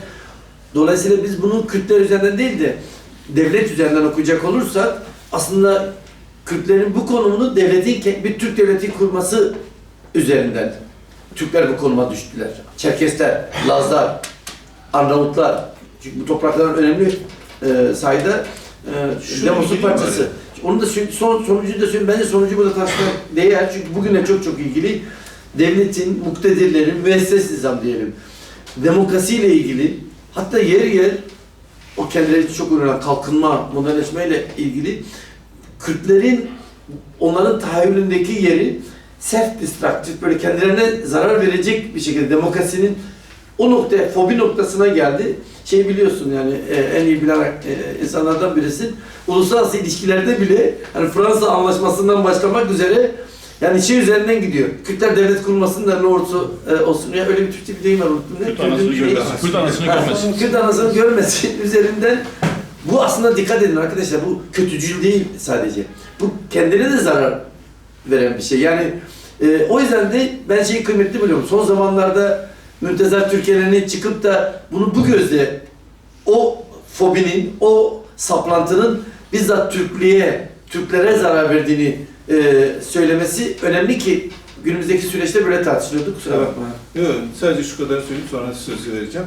1918 çok önemli tartışmalara sahne oluyor. Sadece onu söylemek istiyorum. 1918'de daha savaş bitmemiş ama iddiaçıların yenileceği belli. Daha kaçmamışlar memleketten. Yenilgi durumu belli olduğu için basında inanılmaz bir özgür tartışma hali var. Mesela o dönem 1918'in basınına bakmak lazım ve eleştirdikleri şey şu: iddiatçı Türkçülük, bütün bu musibeti başımıza getiren bunlardır. Dinamitleri devlet. Yani aslında Osmanlı'nın yıkılmasına sebep olan da bu Türkçülüktür diyen bir akıl var. Bir düşünce akımı var ve bunu Kemalistler daha sonra tersine dönüştürüyorlar. Cumhuriyetten bir sonra bu değerlendirmeler, bu eleştirileri tersine dönen bir faaliyette bulunuyorlar. Namık Hocam, ben yine bu masada burada şeyi söylemiştim bir ara, başka bir konuda. Yani hani hep bölünmeden, ayrılıktan korkan bir şeyden bahsediyoruz ya. Gerçekten Türkiye Devleti bir gün bölünürse Türkçülük sayesinde Osmanlı öyle bitti yani. Ben Evet. Arnavutluk çalıştım, ben Balkanlar çalıştım. Bir gün onu bir konuşalım hocam. Bir gün eğer şey olacaksa gerçekten en büyük risk odur. Türkçülük, Kürtlere rağmen Türkiye'yi bölmeye aday ideoloji gibi geliyor bana. Evet. Çok konuştuk bence. Sizin de tabii ki söz hakkınız var. Yo, iyi oldu ama ya, Evet, bu sohbetimiz. yani. Buyurun. Ben o zaman kitabını okumaya geldim. Kusura bakmayın. Rica ederiz. Kitapları bilmiyorum. Dinledim, iyi oldu. O zaman sormak istediğim şu. Türkiye'de demokrasi şafak biçiminde tanımladınız. Fakat ben böyle profesyonel bir tarihçi değilim. Evimde tarih okuyan bir vatandaş. Baktığım zaman bir iktidarın kendi içindeki çekişmelerini görüyorum. Her zaman bu 78 olayda, o 76 olayda öyle. 18-23 arasındaki boşluktan Kürtler ve diğerleri yararlanmıştır. Orada bir iktidar söz konusu değildir. 23 gelindiğinde ise Kürtlere yönelik Kürdistan işgal politikası vardır. Ve Kürdistan işgal politikasına karşı Kürtlerin bir direnişi vardır. Ve devlet, iktidar ve devlet Kürdistan işgal ederken akıllı bir politika izlemiştir. Yerel gitmiştir. Bu nedenle Kürtlerin yapısını iyi bildiğinden dolayı her dönem bir bölgeyi işgal etmiştir. Ve o bölgenin insanlarıyla uğraşırken yanındaki aşiretleri de çoğunlukla yanına almıştır. Oraya hallettikten sonra başka yere geçmiştir. Hep böyle olmuştur. Evet. Kürt ulusal hareketi bir nebze Koçgir'de ulusal anlamda görülebilir.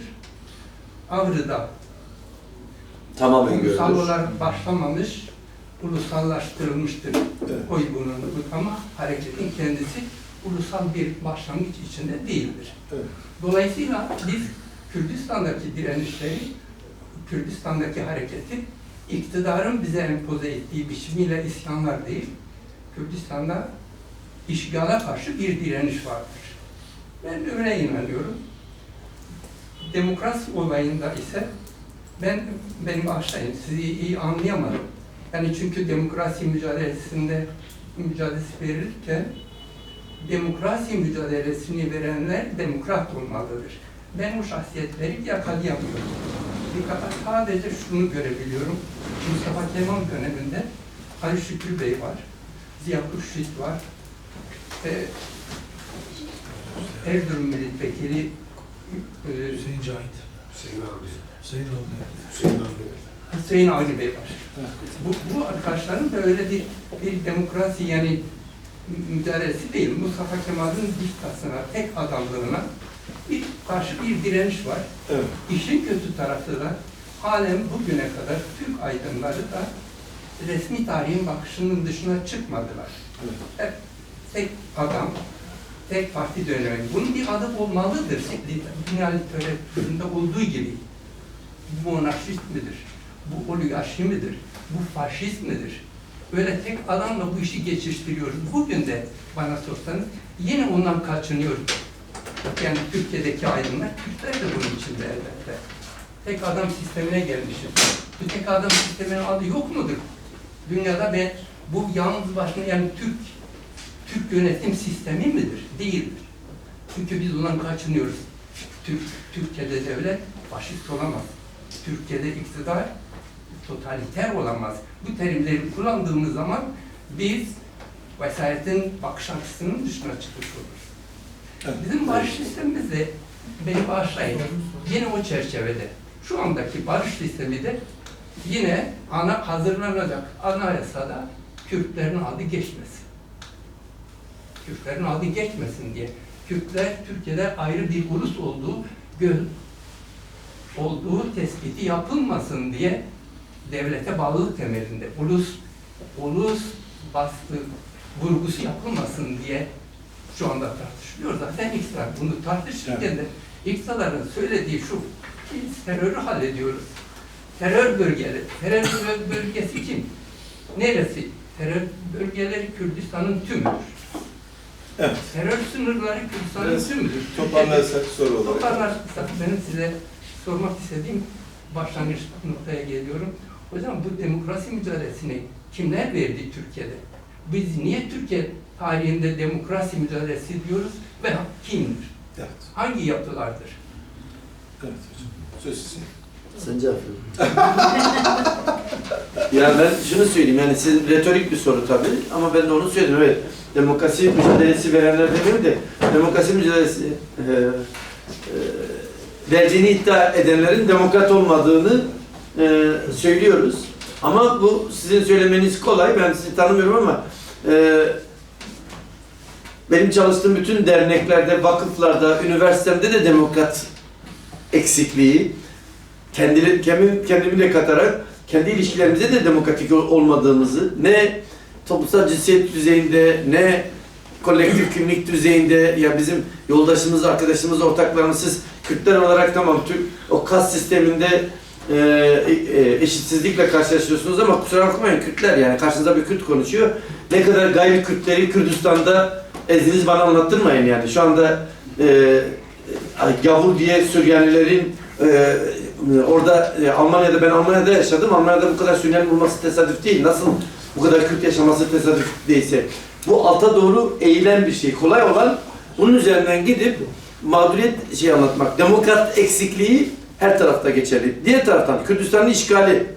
Güzel bir cümle ama resmin tamamını kaçırıyor. Ankara olsa da Türkiye'nin tamamını işgal ediyor. Kürdistan'da işgal nedir? Yer isimlerinden girilmemiş coğrafyalara girmek. Ankara, Kürdistan kadar Lazistan'a müdahaleyi ilk yer isimlerini orada yapıyor. Yer isimleri değişikliklerini. Aynı şekilde ulaşamadığı Toroslara, Alevi coğrafyasına nüfuz etmeye çalışıyor. Modern devletin Jacobin versiyonudur. Bunların hepsini gerçekleştiriyor. Elbette en büyük topluluk ve fobinin merkezi, Namık Hoca'nın da dediği gibi o korkunun merkezi olduğu için yerleri ayrıdır, merkezidir. Ama çok fazla kürdosentrik bir anlatı bizi körleştirir. Resmin tamamını da görmemiz gerekiyor. Eğer demokrasi lazımsa, demokrat olmak gerekiyorsa bunu geriye dönüp Türklere söylemeden önce aynaya bakmamız gerekiyor. Biz ne kadar demokratız? Partimizde, vakfımızda, derneğimizde, ailemizde buradan yola çıkarak konuşmak gerekiyor. Katılıyorum, sadece bir şey eklemiş oluyorum. Onu söylüyorum. Hadi Sorun var. Tamam. Namık Bey, tartışmaya girmek için değil. Yo, ben Benim- sizin sayenizde başka söylemek istediğimi söylemiş oldum. Sağ olun. Sizi polemik için değil. Evet, ben de zaten yapmak istemiyorum. Söylemek istediğim şu, bize farkında olmadan derin devletin veya derin aklın empozesi var. Biz buna hapsediliyoruz. Örneğin Kürtler, Kürdistan işgal edildiği zaman bunun karşısında tabii ki o ayrı bir, ben ona katılıyorum. Bir Lazistan olayı vardır. Ya bir beyinlerde de Ama ben zihin- bağlıyorum, ben uzatmayayım. Sonuna kadar katılıyorum. O direnişe ayaklanma demek.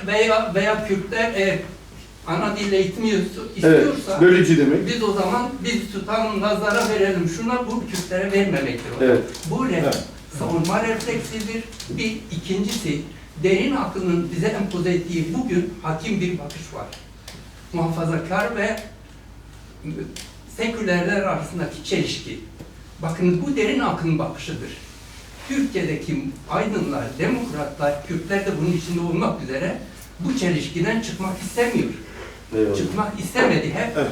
seküler ve muhafazakarlar arasında, yani Kemalistler ile bu İslam. ne diyorlar? İttihatçı demeyeyim. İslam. Abdülhamit arasında Evet. sıkıştırılıyoruz.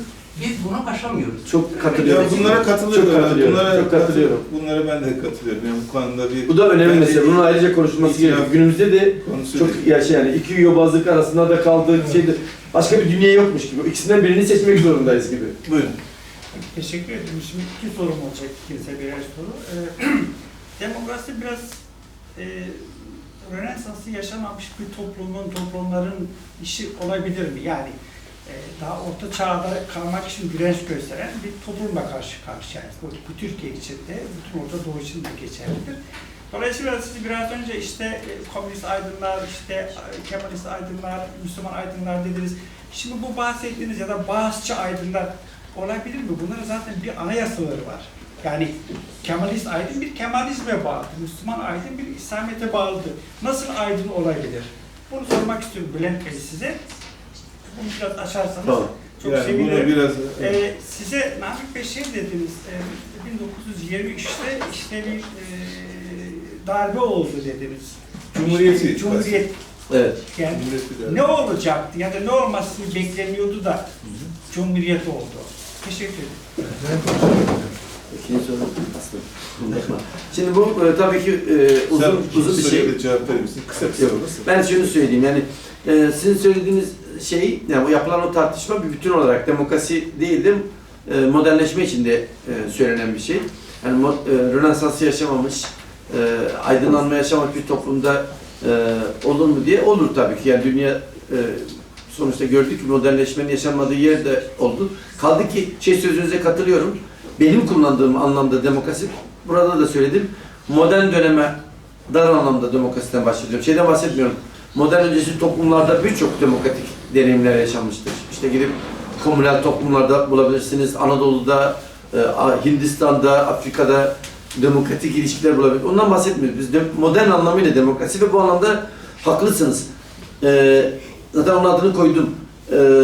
Hukuk devleti onun zeminidir. O olmazsa olmaz. Ama mümkündür. Yani çünkü tersini söylemek zaten bizi 1950'lerde Amerika merkezli o modernist aydınların söylemine götürür.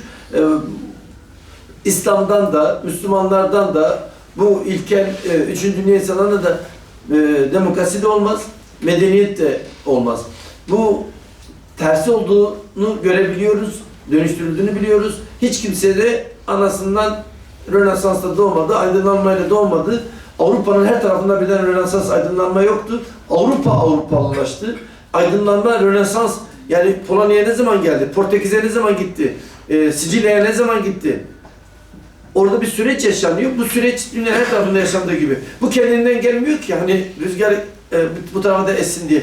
Bunun mücadelesiyle ilgili. O yüzden sorunuzun kısmını eyvallah, evet, Rönesans'ın, aydınlanmanın bir bütün olarak modernitenin olumlu anlamda da söylemiyorum. Koşulludur yani.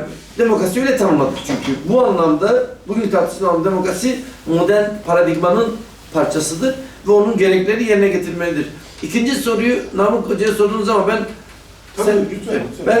sen de tabii ki ödevinden kaçmak için böyle de kibarlık yapıyorsun. Ama yani o soru yani olmasa ne olurdu, ne olabilirdi? Cumhuriyet karşıtı mıyız ya? Çok şey olabilir. Yani olan zaten, bakın bunun soru bizi başka yerde. Böyle sorarsan iş uzar çünkü günümüzde şöyle bir kavram var biliyorsunuz. Demokratik Cumhuriyet. Demokratik Cumhuriyet ne demek biliyor musunuz? Kelimenin kendi anlamıyla. Cumhuriyetin demokratikleşmesi. Ama aslında oksimoron bir şey. Cumhuriyette, demokraside aynı şeye hitap eder. Demokrasi, demosun kendisini yönetmesi de cumhuriyette cumhurun kendisini yönetmesidir. Aslında şu demektir. Cumhuriyet gibi olmayan cumhuriyeti cumhuriyeti yapalım. Gerçek cumhuriyet yapalım demek. Günümüzde demokratik kavramı var ve kabul ediyoruz ki aslında bunu söylüyoruz. Lan cumhuriyet ilan edildi ama cumhuriyet olmadı bu. Türkiye'den bahsetmiyorum. Bütün diktatörlüklerin adı cumhuriyet diye biliyorsunuz şu anda. Hanedanlık olmayınca ona eşitlediler. Halbuki cumhuriyetin kendi içerisinde var. Ne olabilirdi? Çok şey olabilirdi ve olabilir. Yani tek başına şunu yani biz öyle ne olabilir diye tarihi yazmak benim çok işim değil, sevmiyorum da ama şunu söyleyeyim en azından. Aktörler vardı. Mesela o tasfiye sürecinin 1918-20 arasında Kars Şurası'ndan Koçgiri'ye kadar Marmara'daki Çerkeslerle birlikte hareket eden hilafet ordusu mesela güya saltanatçı falan oradan Kürdistan'daki yerel elitlere kadar sol sosyalist hareketlere kadar çok sesli, çok farklı bir şey mümkündü. Her zaman da bu mümkün. Yani şöyle kaçınılmaz değildi. Aktörler çıktı, kazandı. Kazananlar da darbe sonucu zaferlerini ilan ettiler. Katılmıyorum o anlamda yani. Ne beklenir ki? Buradan başka bir şey çıkmazdı. Siz onu söylediniz demiyorum. Buradan aklıma geldiği için bu son cümlenizden böyle şeyler yapılıyor çünkü.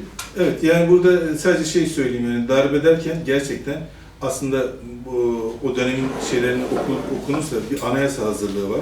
Temmuz'dan itibaren bir anayasa hazırlığı var ve basına yansıyor bu. 23 Temmuz'undan bahsediyor. Sonra tekrar unutuluyor. Mustafa Kemal orada yani tek adamlığı orada hazırlık içerisinde zaten kuruyor.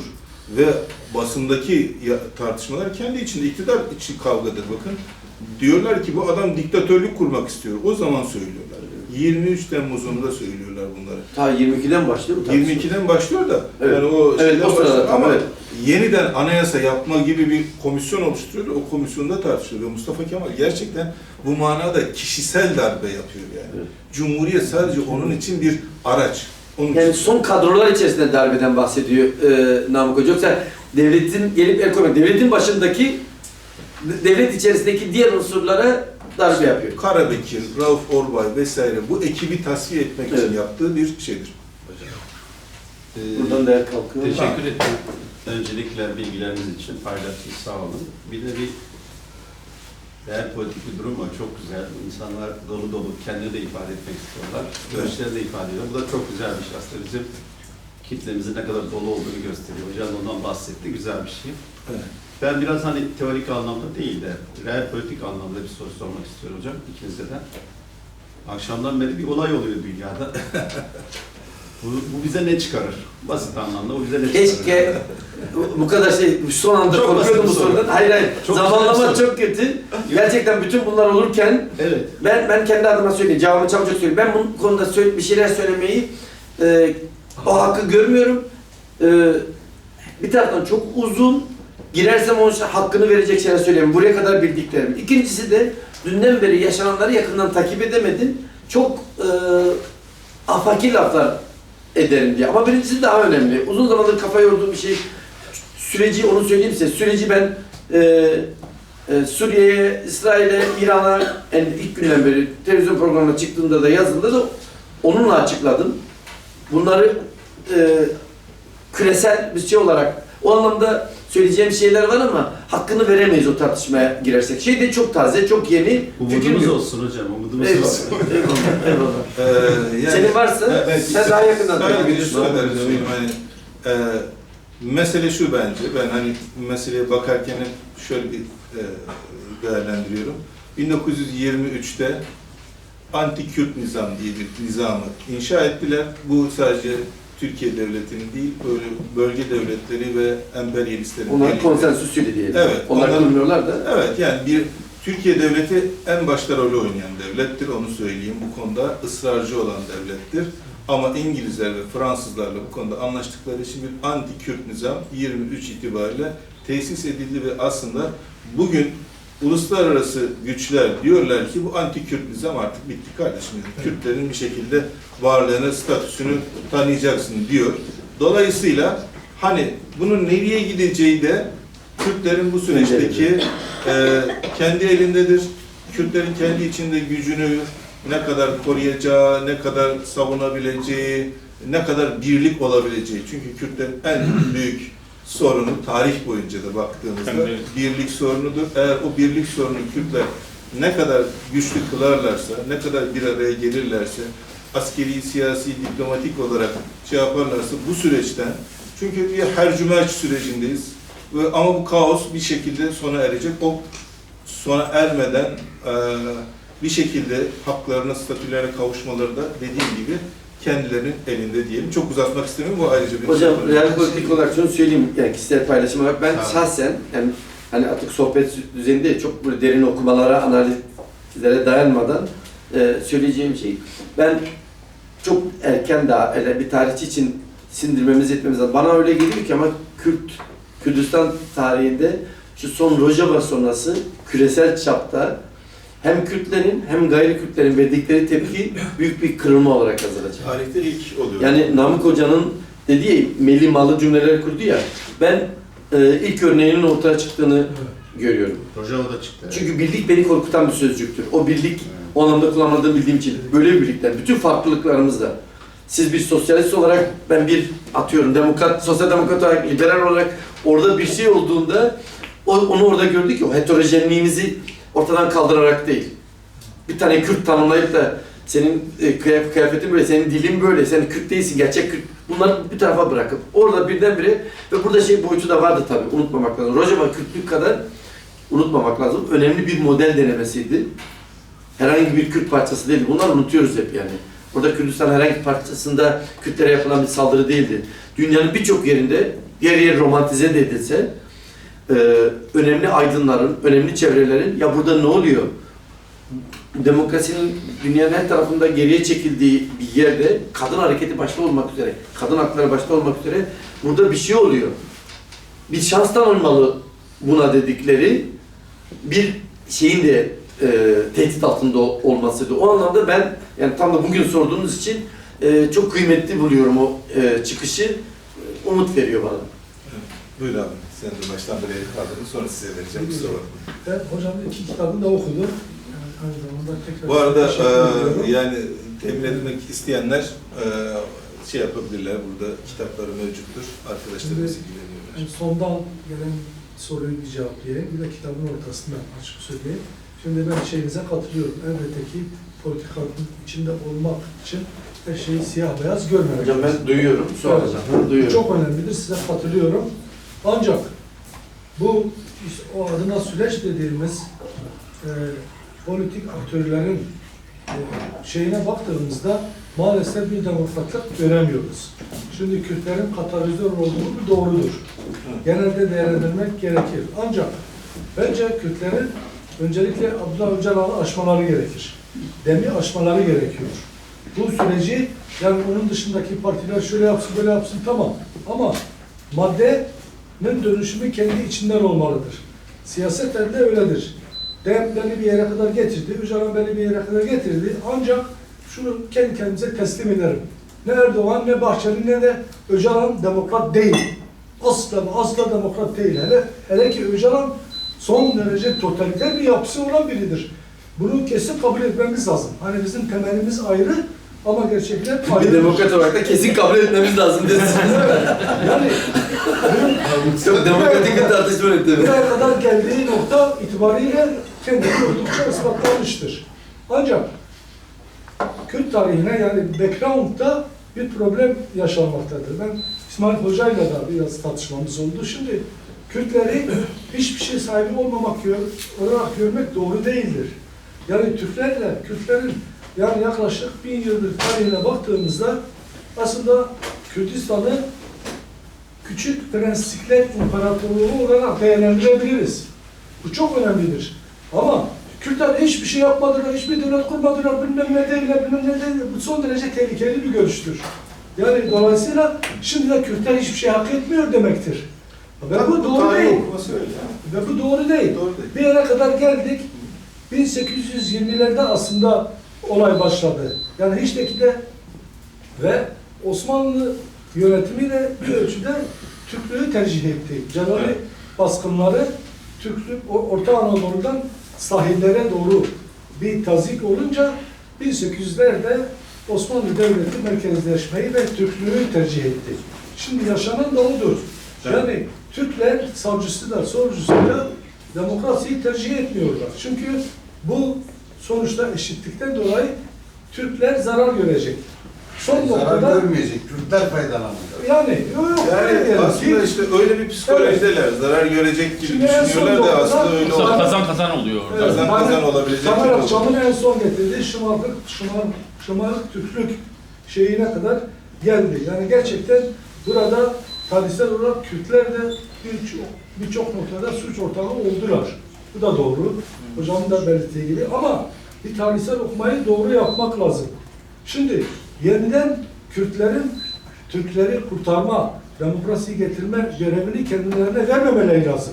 Şimdi Kürtler kendi işlerine baksınlar.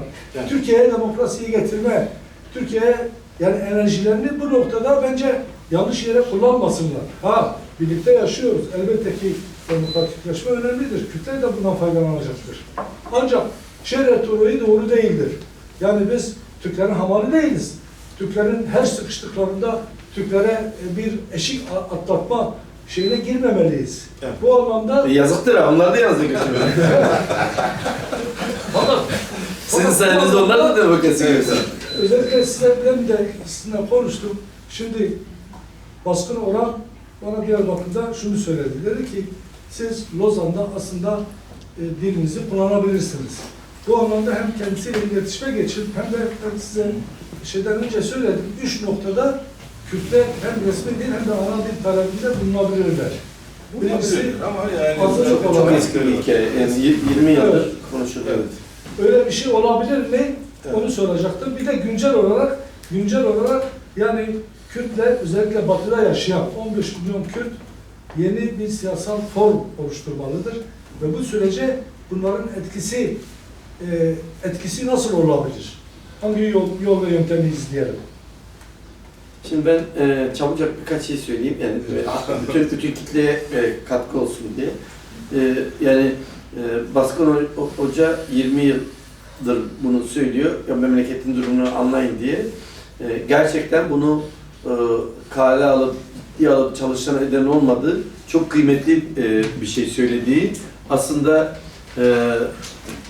Lozan Anlaşması'nda işte azınlıklara verildiği iddia edilen o okul açma hakkı dahil, hakların mahkemelerde Türkçe dışı dillerin kullanılması dahil uygulamanın bütün diller için geçerli olduğu ama işte az önce yani ben de söyledim, Namık Hoca da söyledi ama uluslararası güçlerin rızasıyla, konsensüsüyle 1923'te kurulmuş olan düzende Ankara merkezinin bunu istediği gibi yorumlamasına izin verildi ve bu herhangi bir şekilde ondan sonra da Türkçe dışı dillerle ilgili bir hak talebi de ortaya çıkmadı söz konusu ama onu bırakalım. Lozan'ın güya kendi okullarını açma hakkı verdiği gayrimüslimler de yani kendi okullarını açtıklarına pişman edildiler. Yani şu anda birçoğu şehit mücadelesi veriyorlar, yaşam mücadelesi veriyorlar. Ama bundan yola çıkarak bir şey daha söyleyeyim, bu önemli. Lozan'ın şöyle bir handikapı var arkadaşlar. Yani Birinci Dünya Savaşı'nın muzafferlerinin o sözüm ona işte aydınlanma, Rönesans, modernleşme, medeniyet dediğimiz büyük güçlerin büyük bir riyakarlığı var orada. Lozan kendileri etnosantrik yani bu işte aydınlanma, Rönesans güya inanç merkezli kolektif kimlikten ulus merkezi kolektif kimliklere geçmişti. Lozan'ı okuduğunuzda ya bir ulus devletten bahsediyoruz. Güya Lozan sonrası ama baktığınızda din üzerine, inanç üzerine kurulu kolektif kimlikler yapıyor. Haklarından bahsediyor. Yani istediğin gibi yorumlayabilirsin, kullanabilirsin diyor. Ankara'da istediği gibi kullanıyor. Diğer taraftan ilk söylediklerinize gelince yani bilmiyorum söylediğinizin başıyla ortasında olan şeyde ben bir tutarlılık görmüyorum ama yine bir olgusal konuyu da düzelteyim ondan sonra. Bir an önce ilk başta söylediğim şey buydu arkadaşlar. Ben 76'da bile Kürtler dediğimiz zaman 20. yüzyılda Kürtlerden bahsetmediğimi söylüyorsunuz. Siz Kürt prenslerinden bahsediyorsunuz. Bu büyük bir tarihsel hata. Aynı şeyden bahsetmiyoruz. Aynı Kürtlerden bahsetmiyoruz. Onlar evet Kürtler vardı. Türklerden de bahsetmiyoruz. Siz 18. yüzyıl, 16. yüzyıl Türkleriyle Türk Ulus Devleti'nin Türklerine eğer aynı cümle içerisinde kullanıyorsanız tarih hiç bilmiyoruz demektir. Önce bunu kabul edelim. Bu insanlar bana sorarsanız Müslümanlık da değil. Aşiretti, tarikattı, gerçek işte bu meşhur Anderson'ın söylediği şey bu değil mi? Hayali toplum dedikleri şey yüz yüze olmaktan çıkmış toplumlar. Artık bir yerlerde var olan sırf değişik nedenlerle aynı ulusun parçası olduğunu düşündüğünüz için birlik beraberlik hissi içerisinde oldunuz. O yüzden bu şeyi de kaçınarak tarih konuşmalıyız. Yoksa gerçekten tarih konuşmamaz oluruz. Birisi bana biz bugünkü Kürt sorununu 1918 sonrasını konuşurken Kürt prensiplerinden bahsediyorsa ben o andan itibaren kulağımı kapatırım çünkü aynı dili konuşmuyoruz. Tarih bu değil. Tam da başka bir şeyden bahsediyoruz. En son meseleye gelince ilk başta benim en sonunda söylemek ilk baştaki mesele. Orası benim kafamı karıştırıyor söyledikleriniz. Yani Öcalan'ı açmak, Erdoğan'dan, Bahçeli'den, Öcalan'dan demokrasi mi bekliyoruz, onlar demokrat değil konusu. Yani birincisi katılmıyorum. İkincisi yani onların aynı cümle içerisinde kullanmasına bile katılmıyorum. Doğru olmaz bu. Bu arada Erdoğan için de bugünün Erdoğan'dan bahsediyorum. Biraz önce söylediğim şafak söktüren bir faktörden bahsediyoruz. Bu işlerde kimse yapısal gereği, özü gereği antidemokrat olmuyor. Biz demokratlaşıyoruz, diktatörleşiyoruz, otoriterleşiyoruz. Bugünün Erdoğan'dan bir demokratiye söz edemeyiz. Kusura bakmasın ama tabii ki 2002'ler sonrasında o sınırlar içerisinde bir demokrat, az önce sözünü ettim. O yüzden Öcalan'ın ne olduğu, ne yaptığı, ne ettiğini bugün söyledikleri üzerinden konuşmamız gerekiyor. Öyle olduğu zaman da ben şahsen, burası kişisel fikrim, aynı cümle içerisinde kendileri kullansalar bile demokrasi tartışmalarında doğru olmadığını düşünüyorum. Şu önemli, onlardan demokrasi beklemeyelim meselesi. Tam da bunu söylüyorum ama yani Türklerin hamalı değiliz falan filan buraya da o cümlelerle ifade etmesem de katılırım. Ama demokrasi dediğimiz şeyi arkadaşlar kimse bize zaten getirmiyor ki, beklemek değil. Demokrasi biraz önce söyledim, savaşlar getiriyor, iktidar blok arasındaki çatışma, onlar birbirlerine düştüğü için bir alan oluşuyor. Siz kendi demokratik alanlarınızı yaratabilirsiniz. Herhangi bir şekilde bir demokrat liderin, partinin, elitlerin gelip demokrasi getireceği algısı, beklentisi zaten asıl mesele bu. Benim altı tespitten biri demossuz demokrasiydi ya. O zaman şöyle söyleyeyim. Demokrasiyi başkasından bekleyen demos demokrasiye layık da değil, demokrasi de gelmez oraya. Çünkü niye? Demokrasiyi getiren, öyle de oluyor, götürür de. Tıpkı anayasalarda olduğu gibi. Anayasayı, yani meşhur bir şeydir bu, Almanya'da 1848 devrimi sonrası Anayasa yapıyor Frankfurt'taki meclis. Bir büyük otoriteye ihtiyaçları var. Prusya şeyine gittiklerinde bir onaylaması gerekiyor. Kabul et, yani başlarına alacaklar adam haklı olarak, yani karikatürize ediyorum tabii. Diyor yani hani şeyin farkında, anayasanın içeriğinden çok ben anayasa yaparım. Sizin getirdiğiniz anayasayı onaylamama olmaz. Bu oktriyirte dedikleri, ferman anayasası dediğimiz şey. Anayasayı halk mı yapıyor yoksa birileri halka anayasa mı yapıyor? Bu en az şey kadar önemlidir arkadaşlar. O anayasanın demokrat olup olmadığı da. Bu tartışma da bununla ilgili. Demokrasi birilerinden gelebilir, çok iyi bir demokrasi olabilir, geldiği gibi de gider. Demos olarak biz demokrasiyi getiren olabilirsek, nasıl demokrasiyi tanımlayabilirsek o demokrasi kalıcılaşır, yani gündüz evrilir, gece gibi geliyor bana. Yine de partimiz bir siyasi aksiyonumuz olmayacak mı? Şöyle, Olması gerekmiyor. Olur tabii. Olması lazım. Fikrimi söyleyeyim mi size de? Müsaade eder misiniz? Söz Konuşmadan Namık Bey de söylesin. Ben de fikrimi ifade edeyim abinin sorusuna dair. Şimdi biraz önce kritik dönemden bahsettik aslında. Orta Doğu'da belirsizliklerin olduğu ve yeni bir döneme girdiğimizi söyledik. Şimdi burada en önemli şeylerden birisi dedim ki Kürtlerin de kendi aralarında birlik olması, güç olması. Hocanın da heterojenliği koruyarak söylediğine katılıyorum bu manada. Hani heterojenliğimizi, farklılığımızı görmek, korumak, bu manada saygı duymak önemli şeylerden birisi. Demokrasi, demokratlığın gereklerinden birisi de bu. Aynen. Yani şimdi Kürtlerin kendi içerisinde farklı siyasi çizgiler olacak. Yani mesela PKK, DEM ve benzeri başka, onlar da eleştirdiğimizde işte o şu siyasete karşı çıkıyor, bu siyasete karşı çıkıyor. Hepsi olacak. Kürtlerin arasında hepsinin olması lazım. Bu bir. Bir defa hele ki böyle belirsizlikler çağında, kaosun ortasında bunu tartışırken çok dikkat etmek lazım. Ben hani sizin kendi görüşünüzdür, her görüşe saygılıyım bu manada, bir sıkıntı yok ama dediğim gibi sonuçta o hedefe zarar verecek her türlü söylemden uzak durmak lazım. Bu bir. İki, DEM vesaire realitesine baktığımızda aslında burada abinin de değerlendirmelerinde, eleştirilerinde benzer bir boyut var. Şimdi Türkiye demokrasisi için çalışmak ya da genel olarak Türkiye'nin demokratikleşmesi doğrultusunda çalışmaya dair bir eleştiri görüyorum ben burada. Tarihsel olarak baktığımızda, tarihsel olarak bakarsak, gerçekten zaman olsaydı biraz bu mevzulara daha fazla girebilirdik. O 20 meclisinde bakın durum neydi? Onun öncesinde daha 1908'den itibaren Kürt aydınlarının tutumu nedir? Mahmut Hocam çok önemli bir belge yayınladı. Cibranlı Halit Bey'in mektubu, Mustafa Kemal'e mektubu var. Temmuz 1919. Evet. Diyor ki, kavmiyetçilik gütmeyin diyor. Birlikte olalım diyor. Kendisi de kavmiyetçilik gütmüyor. Bakın 1919'da kavmiyetçilik gütmüyor. Ve aslında Kürtleri ağırlıklı olarak büyük Kürt kitlesinden bahsediyorum.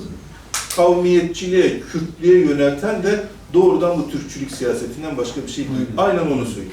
Şimdi Kürtlerin 20'de, 23'te hatta 30'da çoğunlukla fikri yine Türklerle birlikte olmak ve Şeyh Said hareketine de bakarsanız orada bile Kürtlerin mücadelede motor gücüne rağmen Süryanisi var, Türklerle ittifak arayışları var vesaire. Yine birlikte hareket etmişler.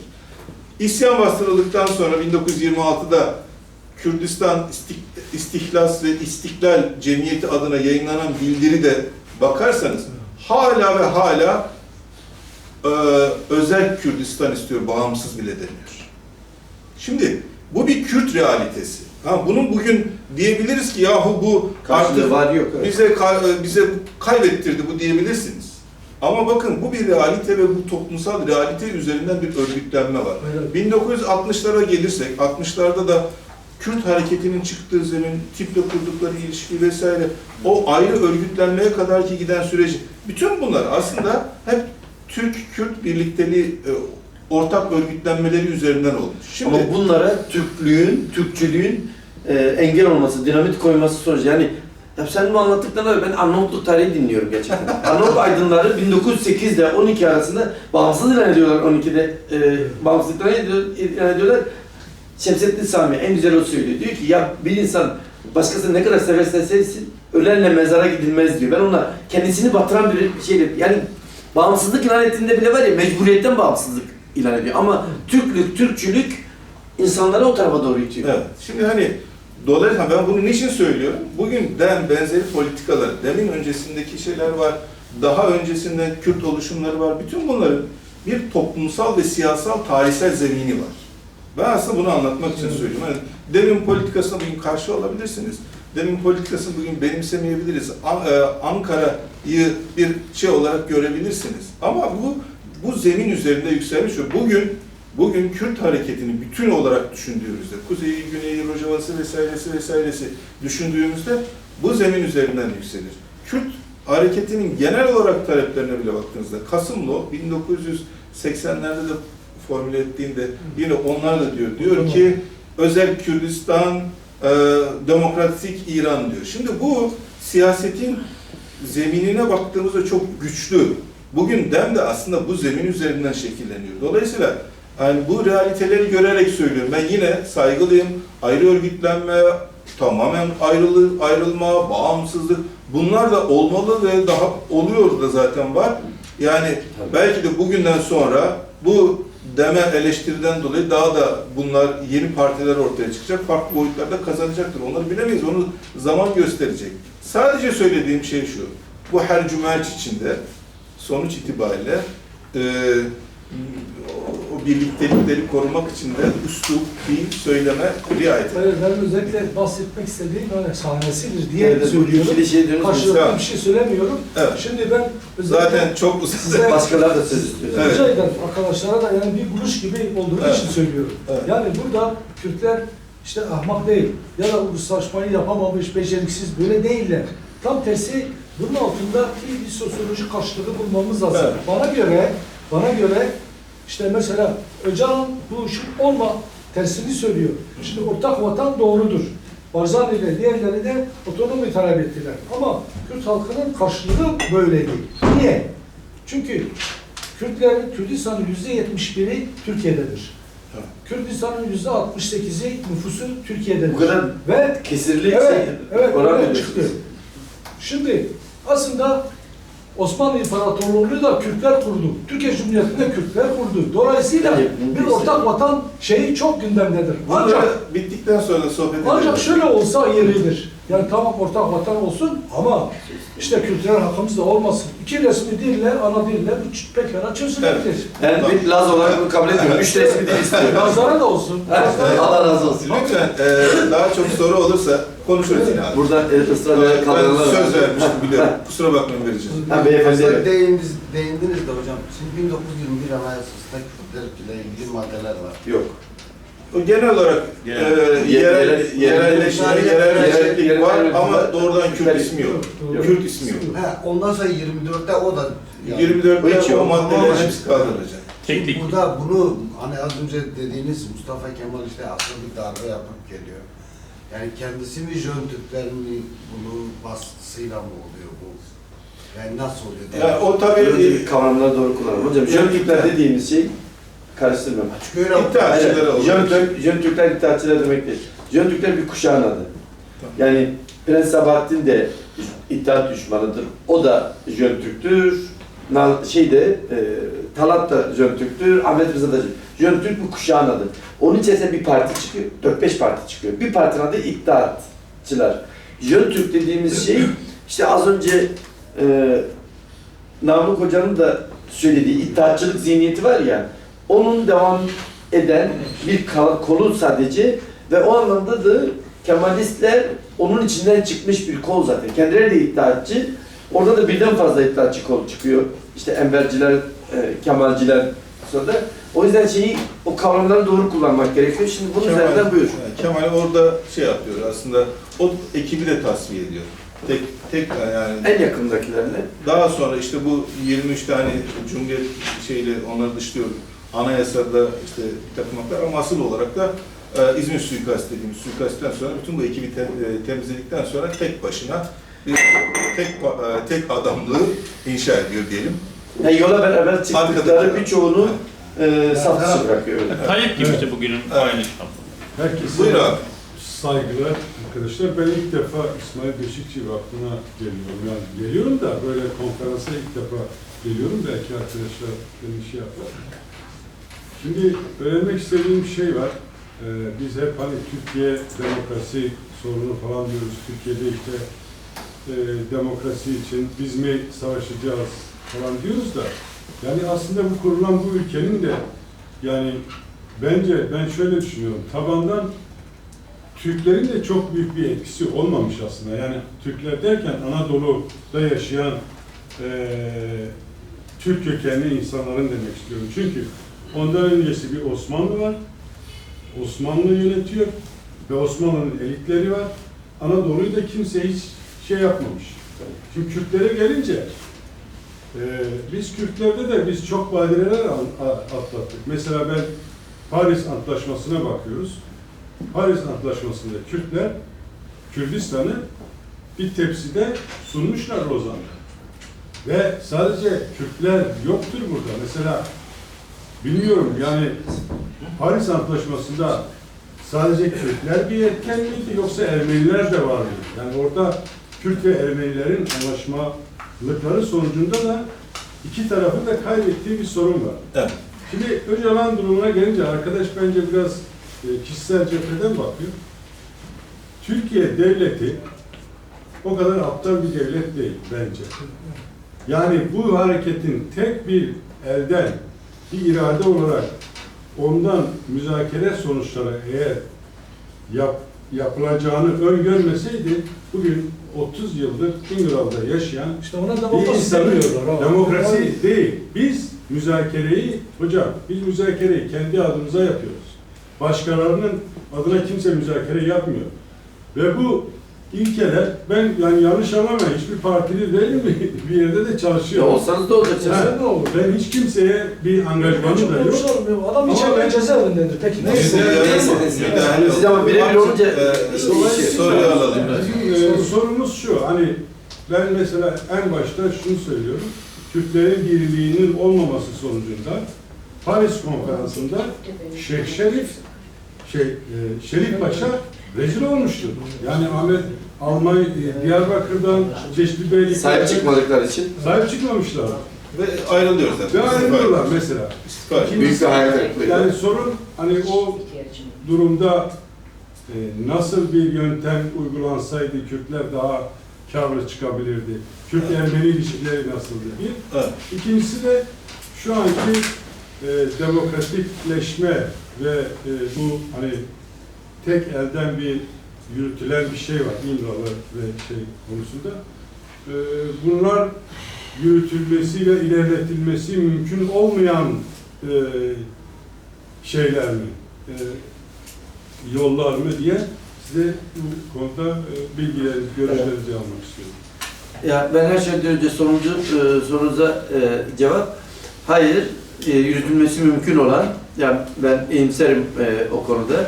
Ama bunu genellikle böyle cevaplamıyorum. Çünkü yani bir akademisyen olarak, ilkesi olarak yanlış buluyorum. En başta da söyledim.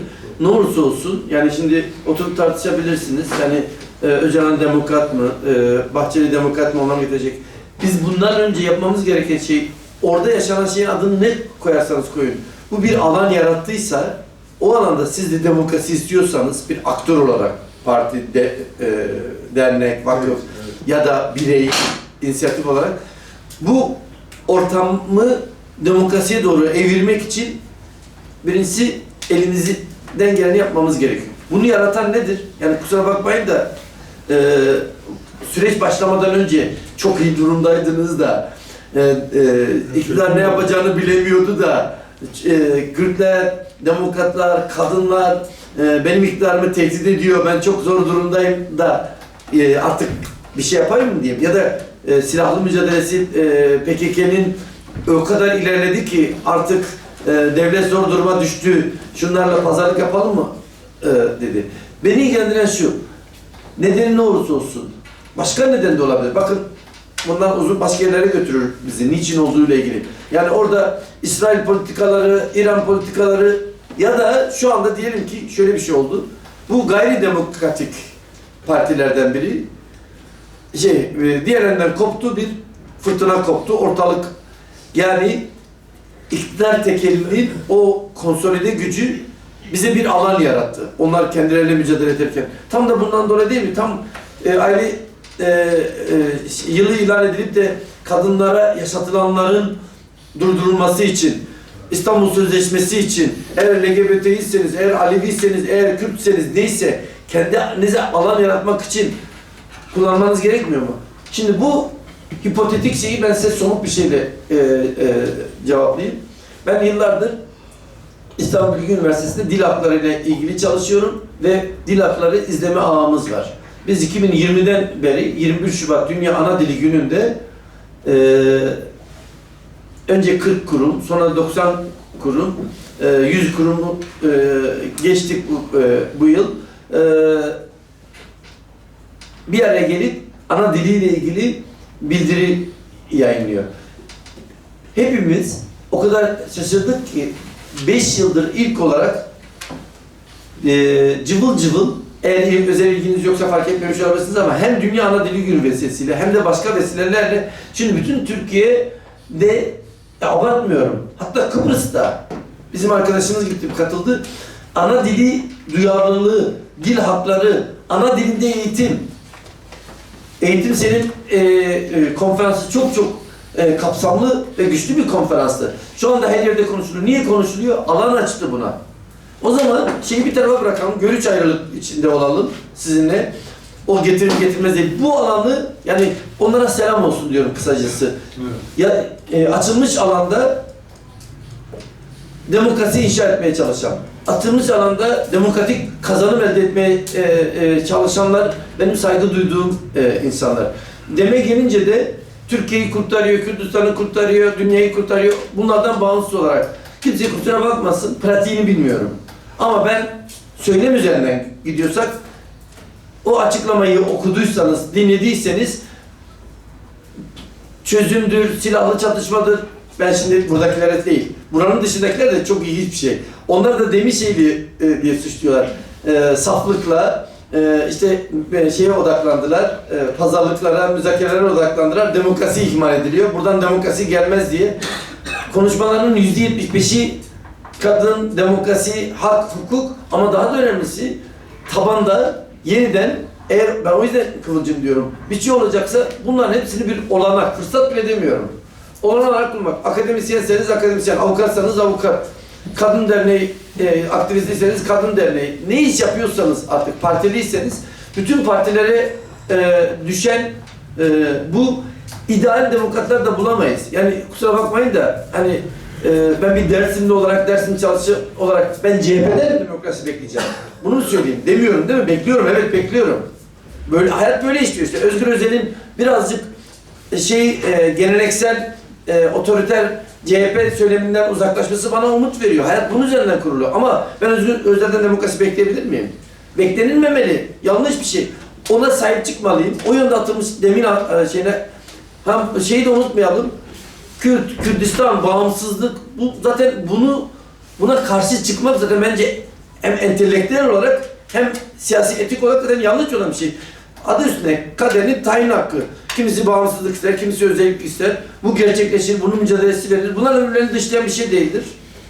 Yani gördük Güney'de referandum oldu. Yani o anlamda Türkiye demokrasi mücadelesinin alternatifi şey değil. Her türlü bağımsızlık iddiasının talebini reddetmek, İsmail Hoca'nın söylediklerine çok katılıyorum bu anlamda.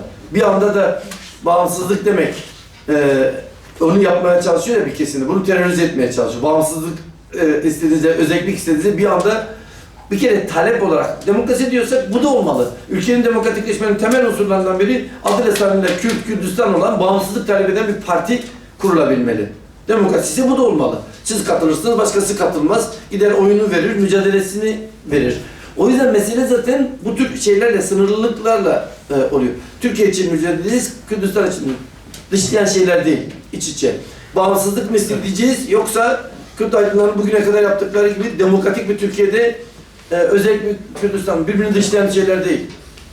Beraber aynı yolun yolcusuyuz. Bunu görmek lazım. Demokrasi bizi birleştiren bir şey.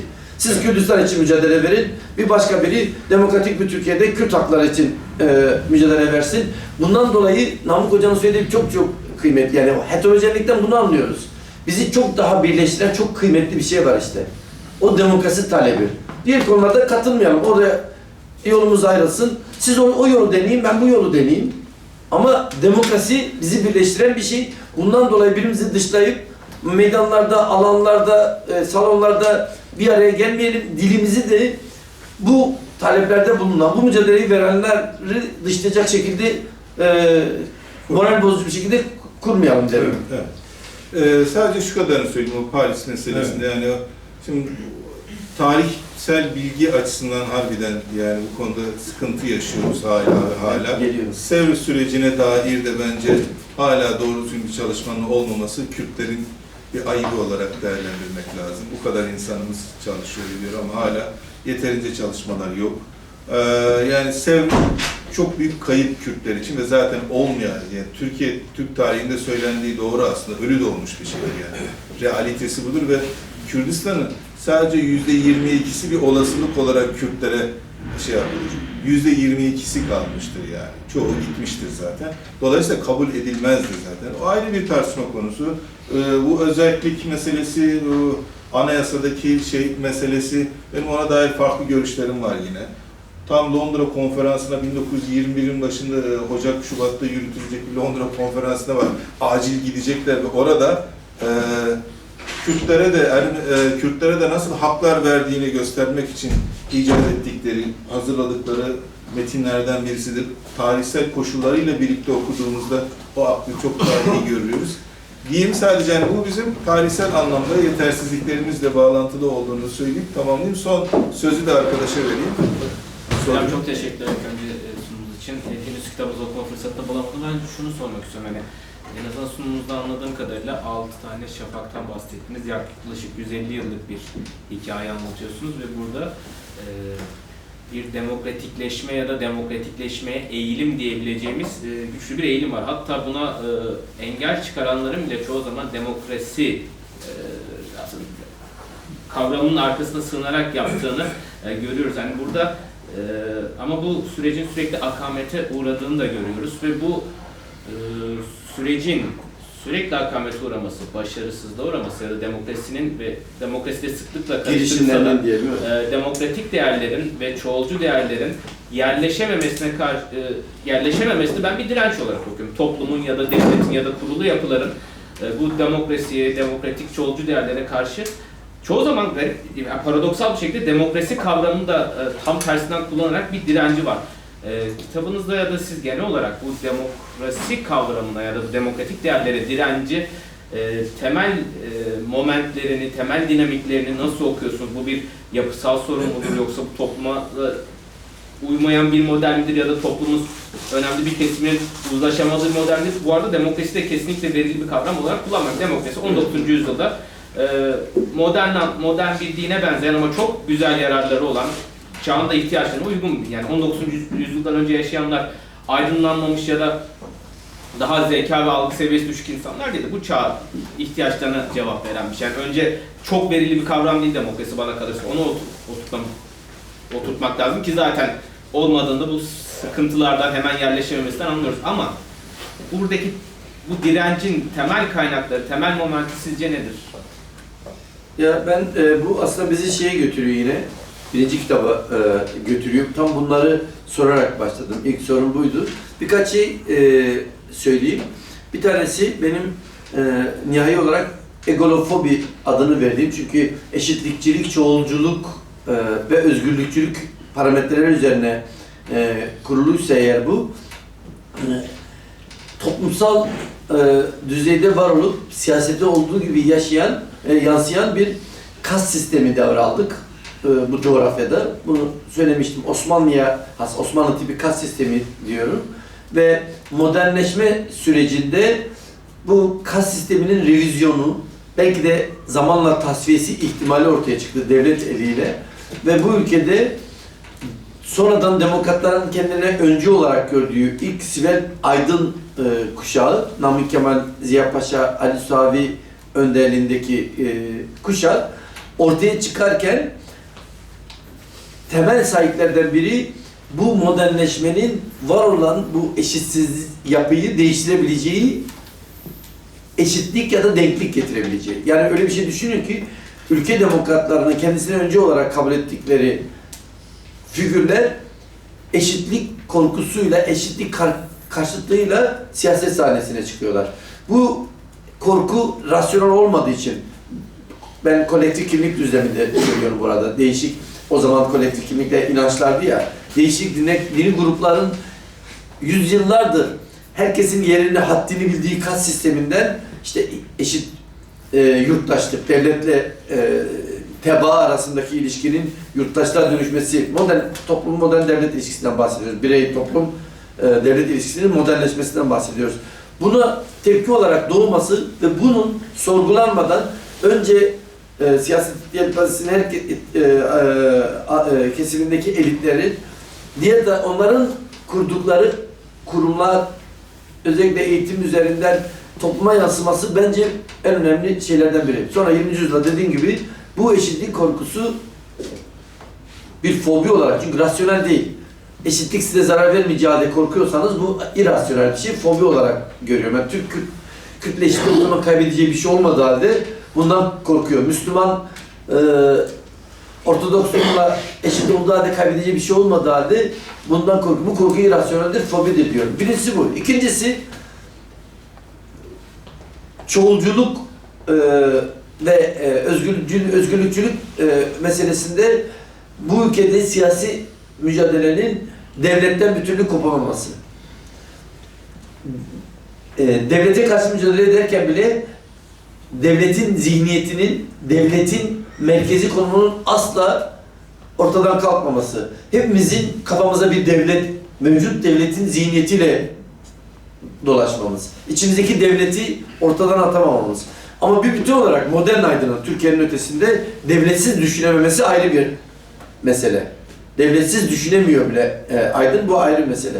Bu Türkiye'de maalesef mevcut devleti o kadar özümsemiş, içerimlemiş ki yani biliyoruz bunu şeyde kullanıyoruz.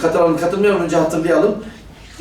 Anti-Kemalistleri bile ne kadar Kemalist bir söylemle Kemalizme eleştiri getirdiklerini görüyoruz o anlayış. Özgürlükçülük de bundan büyük darbe alıyor. Niye? Yani gerçekten kendi başına büyük problem demokrasinin önünde. Devletin bekası diye bir kavram çıkıyor ortaya. Ya sana ne arkadaşım? Birey ve toplum olarak sana ne? Ne oluyor biliyor musunuz? Öncelik sıranızda millet, toplum, birey, devlette, devlet en üstte oluşuyor. Toplumun bekası, benim haklarımın bekası, benim varlığımın, benim ekonomik, sosyal, kültürel konumun bekası ikincileşiyor, üçüncüleşiyor. Ama zaten bunu o zihniyet böyle görmüyor çünkü onu direkt şeye endekslediği için, devlet varsa ben varım. Bunu endekslediği için, yani benim dediğimi şöyle söylüyor biliyor musunuz? Ben diyorum ki hukuk devleti olmadan modern demokrasi olmaz diyorum ya. O da şey diye düşüyor. Devlet olmasa zaten benim özgürlüğüm de olmaz, eşitliğim de olmaz, kendim de olmam diyor. O devlet de bu devlet. O yüzden belki de şöyle söylemek lazım. Sormadınız ama şunu da ekleyeyim ben. Bence zaten bu zihniyet meselesinden dolayı siyasi mücadele dediğimiz şeyin yeniden o popülizm tartışmasına o yüzden uzun bir bölüm ayırıyorum. Orada günümüzde popülizm tukaka oldu ya, çok olumsuz şey olarak karşılanıyor. Bence bunun hani madem bana sordunuz, sorunları tespit ettim, aklıma gelenleri söyledim diye birçok şey söyleyebilirim. Yine mesela bu Batı, yani küresel Batı, küresel Doğu anlamında 3. dünyalılık, 3. dünyacı hastalıklı kafa, Batı ile ilişkisi, o kompleksi aşamaması bir türlü. Bunların bir sürü şey sayabilirim. 8 tane şey sayıyorum orada. Ama şimdi buradan yola çıkarak siz bana sormadınız, ben size ne yapmalıyız da fikrimi söyleyeyim. O yüzden de bence bir taraftan elbette siyasi mücadele konvansiyonel araçlarla ve yöntemlerle devam ederken seçimse seçim, parti ise parti, kurumsal dönüşümse kurumsal dönüşüm onu dışlamadan, hatta ikincileşmeden devam ederek ama ihmal edilen bir alan var. Bunu vurgu yapmak istiyorum. Siyaset maalesef çok uzun zamandır sadece soyut ya da makro düzeyde siyaset olarak anlaşıldı. Popülizm siyasetin ta kendisidir. Siyaset, demokrasi popülizmin ta kendisidir. O yüzden tanımı gereği popülizm kötü değildir. Hangi popülizmden bahsettiğimiz önemlidir. Uzun uzun anlatmayacağım. Bizim bugün maruz kaldığımız Trump'ın, Erdoğan'ın, AfD'nin Almanya'da, Fransa'da tüccar popülizmi adını verdiğim sandıkta oy için, işte Kürtlerin oylarından bahsettik ya arkadaş dediği bugün de öyle. O oya, yani Kürt'ü görünce oy gören, başka ondan sonra da unutan ama şu anda ihtiyacım var. O kadarına bir parmak bal çalayım. Bu popülizmden bahsetmiyorum ya da bu arkadaş çok hassas görünüyor. Bir tane Kürtçe parça patlatırsam kazanırım bunu deyip ondan sonra unutan bir siyaset var ya da bu sosyalistler bunu yapıyor, unutmayın. Dünya her tarafı son popülist dolu. Bunu İslamcılar yapıyor. Ama alternatif, onu söyleyeyim, alternatif dünya tarihinde benim dönüştürücü, devrimci popülizm dediğim şey tam da siyasetin ta kendisidir. Kemalizm çok başarılı bir dönüştürücü, devrimci popülizm gerçekleştirmiştir. Topluma gitmiştir. Biliyorsunuz o halk evlerinden eğitime kadar halk kavukluğu yapmıştır. Hep popülizmde olduğu gibi yeri geldiği zaman halkın değerleri falan filan ama kafasında bir vizyon vardır. Dönüştürmek vardır. Katılırsınız, katılmazsınız. O bireyi, o toplumu bir şeye dönüştürmek ister. 1968 kuşağı devrimci dönüştürücü bir kuşaktır. Gider, yerine gelir bir Pir Sultan parçası patlatır, Alevi'nin gönlünü almaya çalışır, yerine gelir İslami çevreler, ama onun kafasında hep bir dönüştürme vardır. Doğru, ideal bir yer vardır, oraya dönüştürür. AKP 2002 sonrasında dönüştürücü, devrimci popülizm uygulamıştır. Yani unutmayın, AB 2010'a kadar. AB için Türkiye'de %10 belki de destek çıkardı milli görüş içerisine. Adını da kendisi koydu. Gömlek değiştirme dedi. %65'lere çıkan bir AB yani dönüştürmekten bahsediyorum. İyi kötüden bahsetmiyorum. Ya da var mesela unutmayın yani demokrasi karşıtlığı üzerinden İslam hareketi ortaya çıktı. Çok da tutarlı, entelektüel bir şeydi bu demokrasi karşıtlığı. Modern olarak görüyorlardı. Bunları dönüştürebilmek. Bu anlamda PKK örneği. Kemalistlerden bile başarılı, devrimci, dönüştürücü bir popülizm örneğidir. Kürdistan coğrafyasında ve onu aşan coğrafyada toplumsal, zihinsel dönüşümü gerçekleştirmiştir. PKK'nin popülizmini ben size Serhab'ından da onun önder kadroların dillerinden de o kadar anlatabilirim ki çok iyi biliyorsunuz. O da gittiği yerde o popülizmi yapar. Siyasetin özünde bu vardır. Ben şu anda size ulaşabilmek için çok farkında olarak böyle konuşuyorum. O anlamda tam da mesele zihniyet olduğu için toparlayacak olursam uzun vadeli, kapsamlı, derinlikli amaçlar, hedefler artık bir tarafa itilmiş durumda. Ya şimdi öyle var ya çok ilginç yani yaşamın her alanda bu çok bana tuhaf geliyor. Kendi kişisel alanlarımızda, üniversitemizde sağda solda bile seçim bekliyor herkes. Nasıl değiştiririz diyoruz, gelecek seçimi bekliyor herkes. Düşünsenize. Ya bu bitmiş demektir. Siyasetin bittiği yer demektir. Benim anladığım anlamda siyasetin. O devam etmeli. Seçimde en iyi sonuç almak için herkes mücadele etsin. Ama bu mudur ya?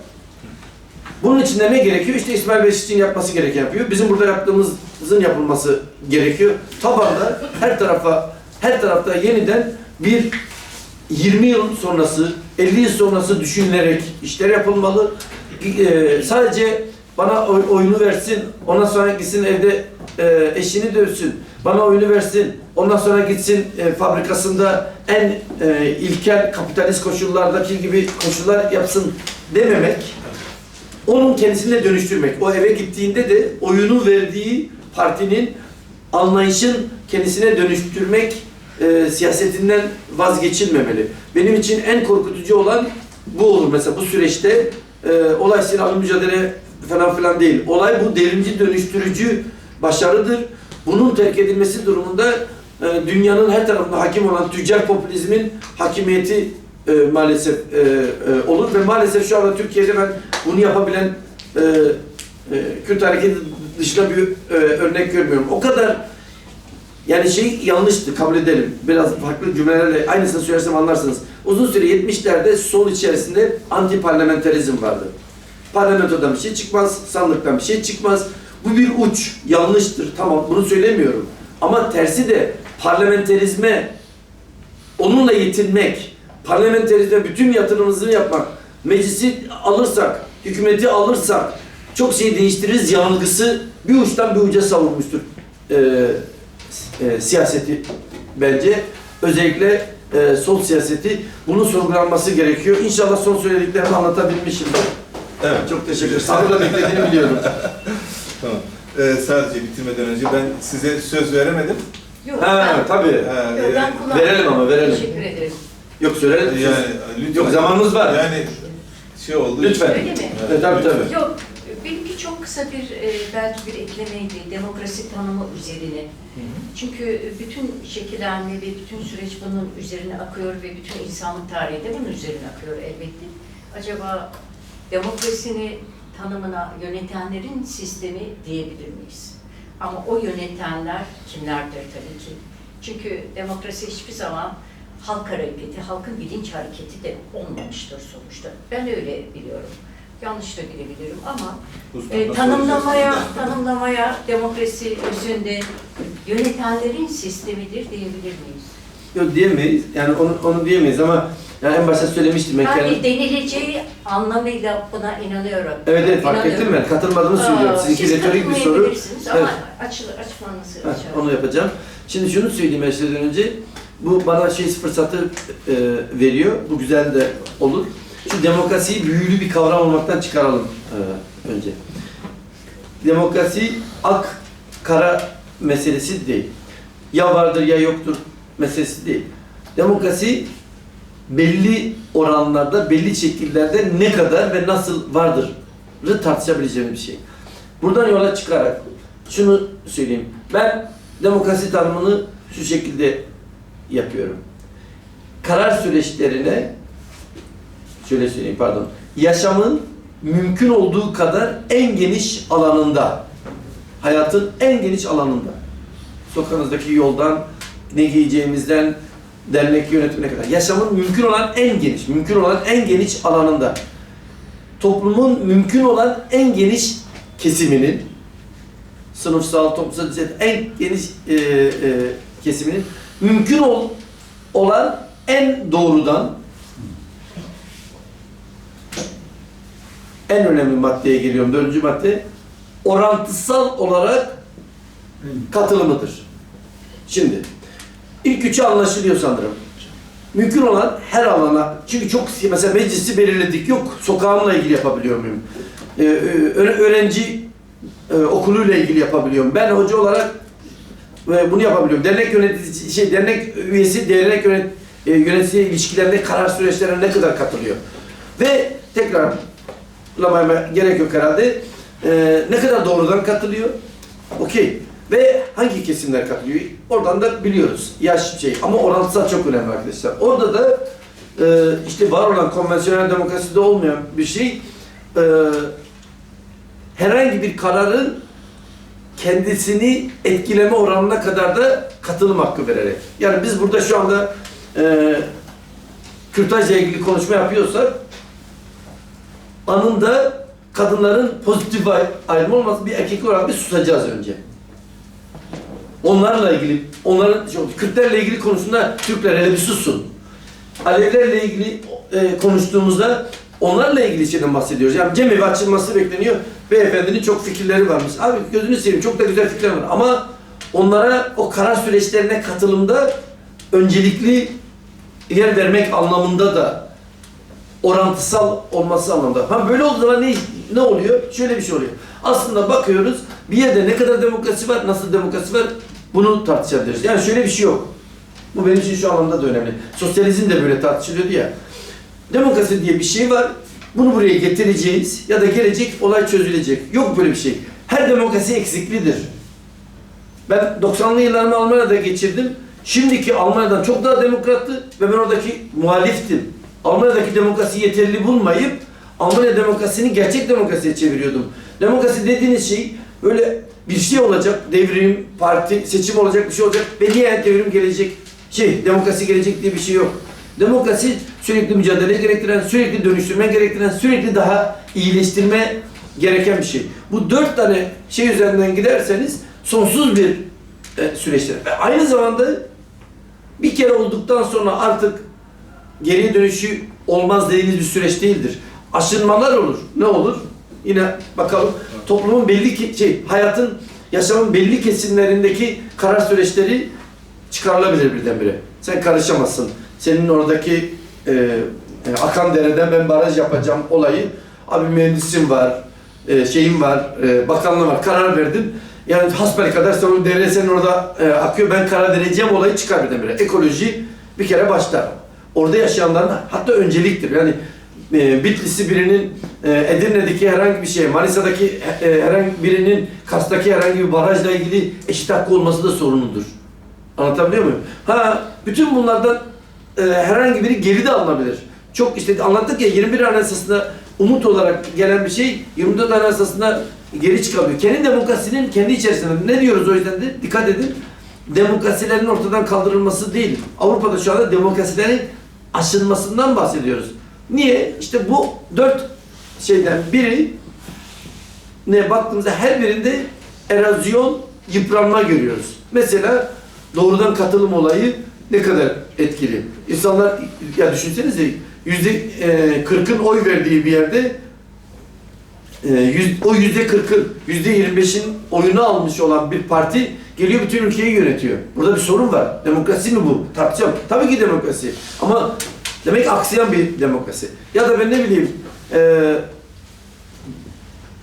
belli alanların biraz önce söylediğim gibi belli toplumsal kesimlerin mesela uzun süre Türkiye'li göçmenlerin Avrupa'da verdiği mücadeleydi. Seçimlere katılır mısınız, katılmaz mısınız? 30 yıldır orada yaşıyorsunuz. Alman vatandaşı değilsiniz. Yerel seçimlere katılsın diye oradaki Alman demokratlara mücadele verdi. Bunların hepsi şunu gösteriyor. Bu soru o yüzden yani benim son eklemem için de bir fırsat yarattığı için çok çok teşekkürler. Demokrasi böyle bir gelecek bizi kurtaracak olan bir şey değildir. Demokrasi mücadelesi verilecek. Geldiğini kabul ettiğimiz anda daha iyisi, daha çoğu için mücadele ettiğiniz gibi kaybetmemek için de geriye dönüşü olabilecek bir şey olduğu için geriye dönüşü olmaması için de sürekli teyakkuzda olmamız gereken, sürekli alarmda olmamız gereken bir şey. Bitirelim artık. Çok teşekkür ediyoruz. Teşekkür ederiz.